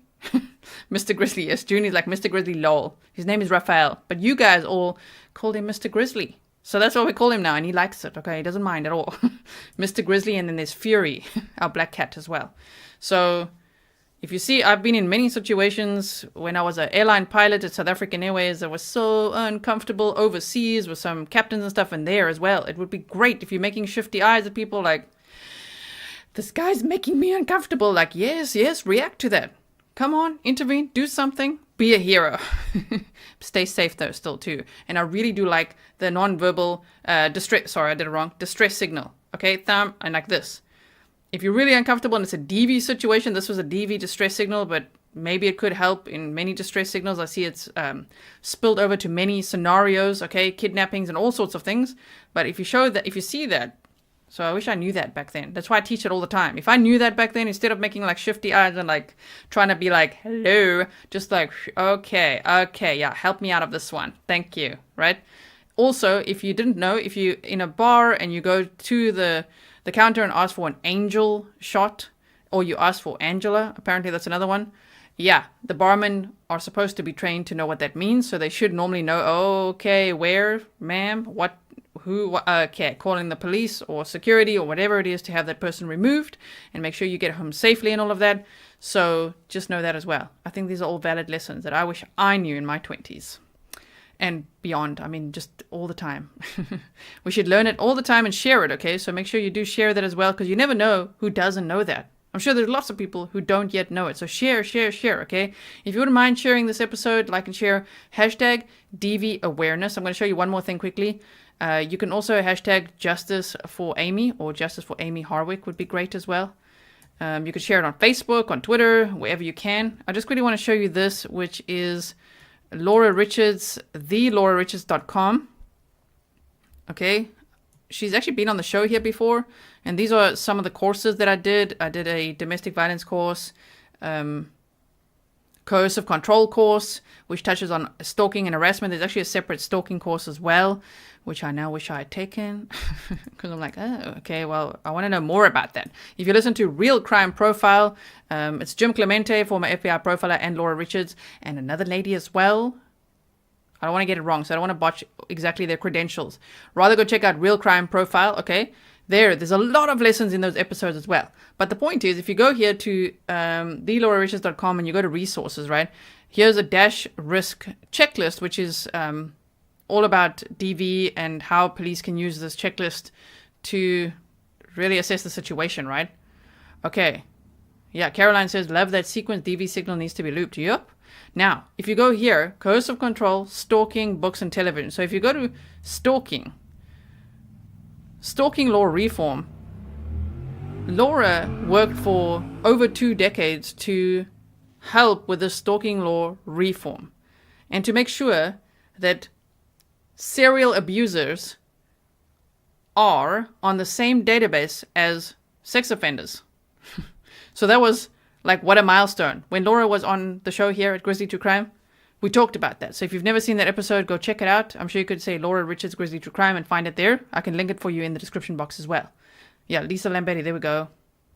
Thank you so much. Yeah, and Laura's YouTube channel is called Crime Analyst. But here, if you want to read through this, I'm going to link this for you because it talks all about this. The stalking law reform, domestic homicide rates, all of this stuff is there. There's case studies that you can go over as well. Like Zoe Dronfield, Rachel Williams, Jane Clue, Alice Ruggles, Shanna Grice, Molly McLaren, and all of those, right? So there's also podcast episodes for that. So you can listen to that. You guys helped me with some homework when I actually did the course. I don't know if you remember. I had to watch Dirty John and listen to a lot of podcast episodes, and I shared it with you guys. If you are members, we did member streams, and you helped me get through all the homework. There was a lot of homework. So there it says to conclude, abusive men's histories must be joined up. It's time to join the dots. You see that? Abusive men's histories must be joined up. Serial murder, serial RAPE, I'm saying that for YouTube, stalking, terrorism, DV murders would be prevented if abusive men's violent histories were proactively joined up and if the woman who reported them were listened to and taken seriously. The Domestic Abuse Bill is back in Parliament for report stage and third reading today and all of that, right? Monday, 6th of July. And so if you go down, I'm still just showing you, there's so much to read, okay? Go here, and then if you go down, have your voice heard and sign the petition here. And victims and survivor voices must be listened to. And if you, look, there's so much information here. I'm trying to show you right to your MP. Look at this. Serial domestic abusers and stalkers must be proactively identified and managed. Now, there's actually a template which you can copy and paste and send to your MP to help make these changes, which I think that's really brilliant as well. So Laura made it really easy for us to be like, oh, okay, copy, paste, okay, let's send this everywhere because these laws need to change. And I think Dr. Amie Harwick's case is a prime example of this, right? Okay. Shauna said, I'm curious, out of all your subscribers or members, do you happen to know how many are males? I'm actually not sure. I haven't checked again now, but it does show me exactly the breakdown. I think we're about 70 or 80% female here at Grizzly True Crime. But yeah, everybody's welcome. Every single person here. Thank you so much all for being here. All the men, all the women, everyone. If you're under 18 though, you shouldn't be here. This is True Crime. It's for adults only. Sorry about that. You need to go.